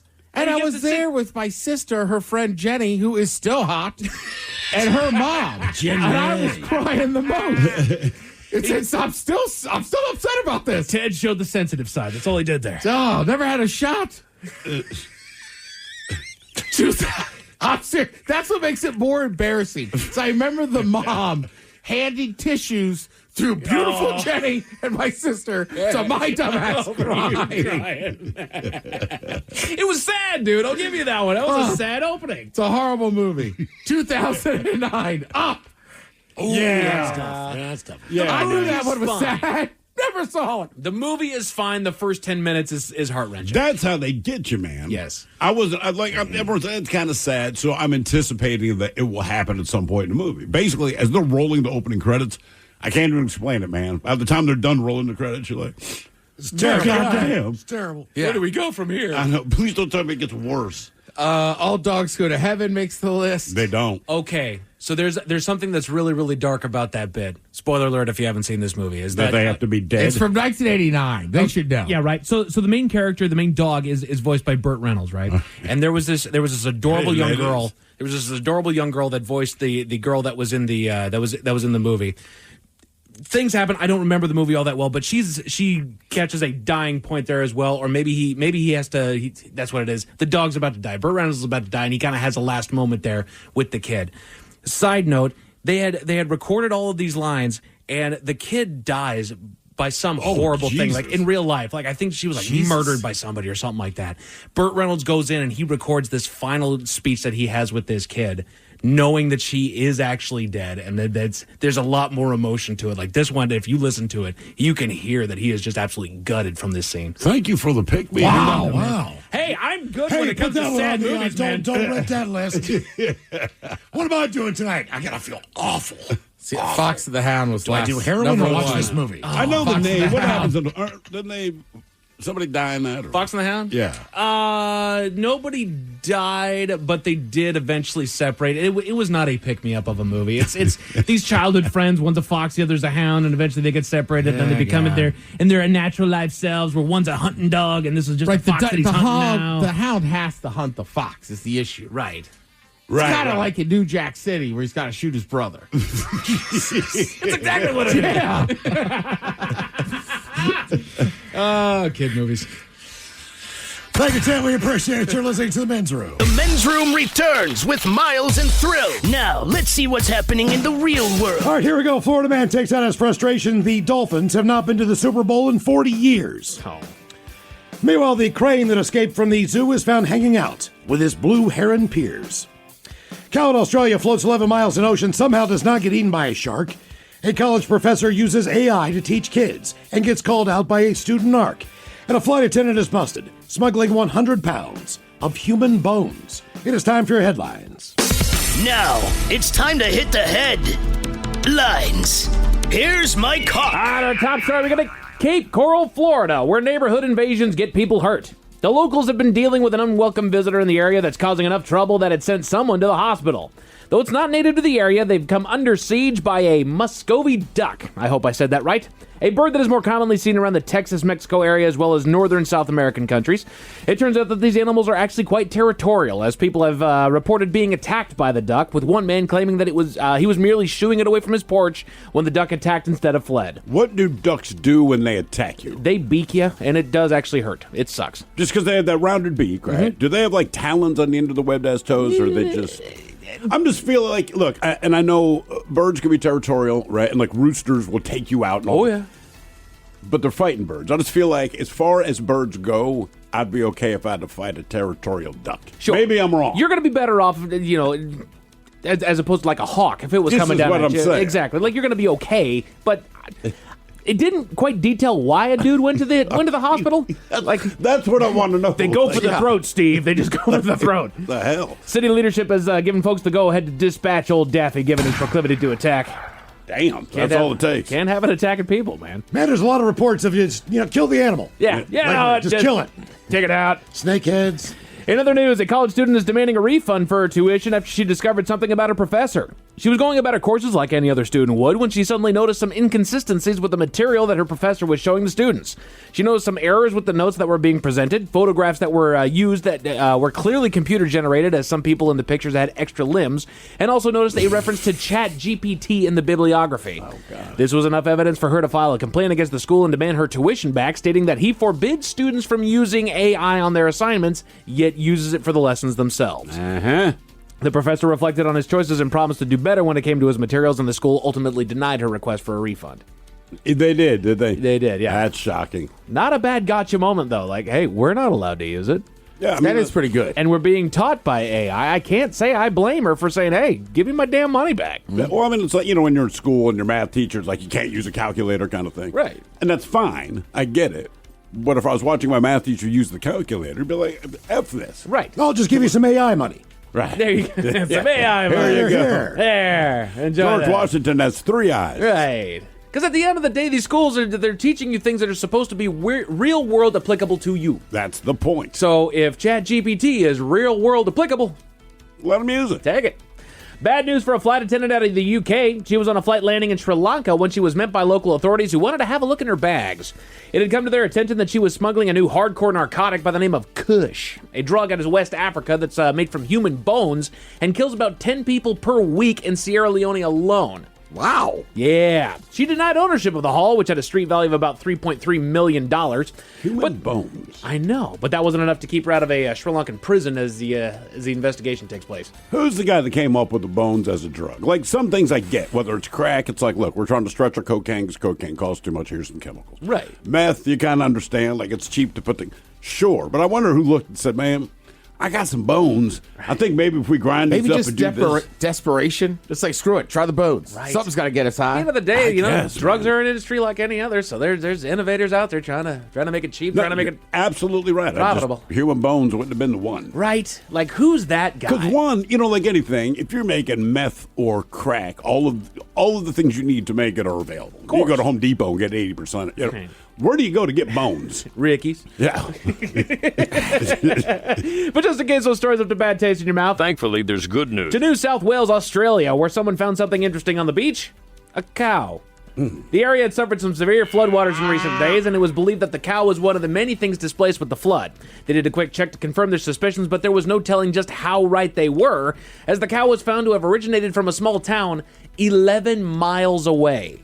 They put photos of the cow up on local message boards until it came to the attention of its owner. New reports say that the animal is currently being seen by a vet before returning home. Do you think if you own the cow that you look at the picture and say, there's my cow, or is a process of elimination, I know that I've lost a cow, that's probably the one? Might be a bit of both. This is where you wish they could talk. With the cows? Yes. This is crazy, man. I don't know how I just started floating around, man. Next thing I know, I'm in the middle of the ocean. Oh, my God. Seriously. I think somebody's got to recognize and be like, that's my cow. You think? Well, yeah. Once he's part of a herd, and then he's branded. Yeah. Well, yeah. Well, here's the thing. That cow's never been swimming in its life. No. Ever. No. Ever. So now floated 11 miles. Now 11 miles. Right out of the gate. Like I told you I could swim. Then right here at home, Cougar Mountain Zoo out in Issaquah recently announced that one of their assets had gone missing. An East African crowned crane named Alice had managed to escape her enclosure and was on the loose. Didn't take long for experts to figure out that she had taken a trip to Lake Sammamish and was enjoying the company of some blue herons in the area. Yeah. Eventually, a local called authorities that the bird was found on their property and she was quote-unquote gently retrieved. Around midnight, nearly a week after she had escaped. She was returned to her enclosure and to the waiting excitement of her bonded partner, they said that she'll be under close watch there for a while so she doesn't jump. So she was gently retrieved. The duck of Florida. It's like shoot his Exactly. ass. Well, she wasn't attacking nobody. Men's room sports. The Mariners unfortunately fell short of victory against the Houston Astros over the weekend, losing 3 out of 4 games and shortening the gap between them and second place, which is the Astros, in the division to just 1.5 games. They begin the homestand tonight as Washington is in the house for a short series here. As far as what you're going to watch tonight, you've got basketball playoffs over on TNT, hockey playoffs on ESPN, the Storm are playing over on ABC, and the Mariners host the Nationals tonight over on Root. As far as your weather, good news, boys. Clear skies tonight and a low of 52. Prepare for a gorgeous Wednesday. We're expecting sunny skies and a high of 82. That's it for your headlines. With that, Mike Hawkins out. Thanks, I appreciate it. We'll see you next time for the return of Who Sucks Less. The lovely Jolene is coming up next. Yes, indeed, it's all true, but in the meantime, well, we be all about this bitch. So until next time, please do what you do best. And for Aletha's sake, stay beautiful. The Men's Room has been taped before a live studio audience. Wardrobe and makeup provided by Mantastic Limited. This has been a presentation of the Men's Room Radio Network. Oh, man! A Double Flush production. This episode is brought to you by Progressive. Most of you aren't just listening right now. You're driving, cleaning, and even exercising. But what if you could be saving money by switching to Progressive? Drivers who save by switching save nearly $750 on average. And auto customers qualify for an average of 7 discounts. Multitask right now. Quote today at Progressive.com. Progressive Casualty Insurance Company and Affiliates. National average 12-month savings of $744 by new customers surveyed who saved with Progressive between June 2022 and May 2023. Potential savings will vary. Discounts not available in all states and situations. It's time to turn your daydream into your dream job.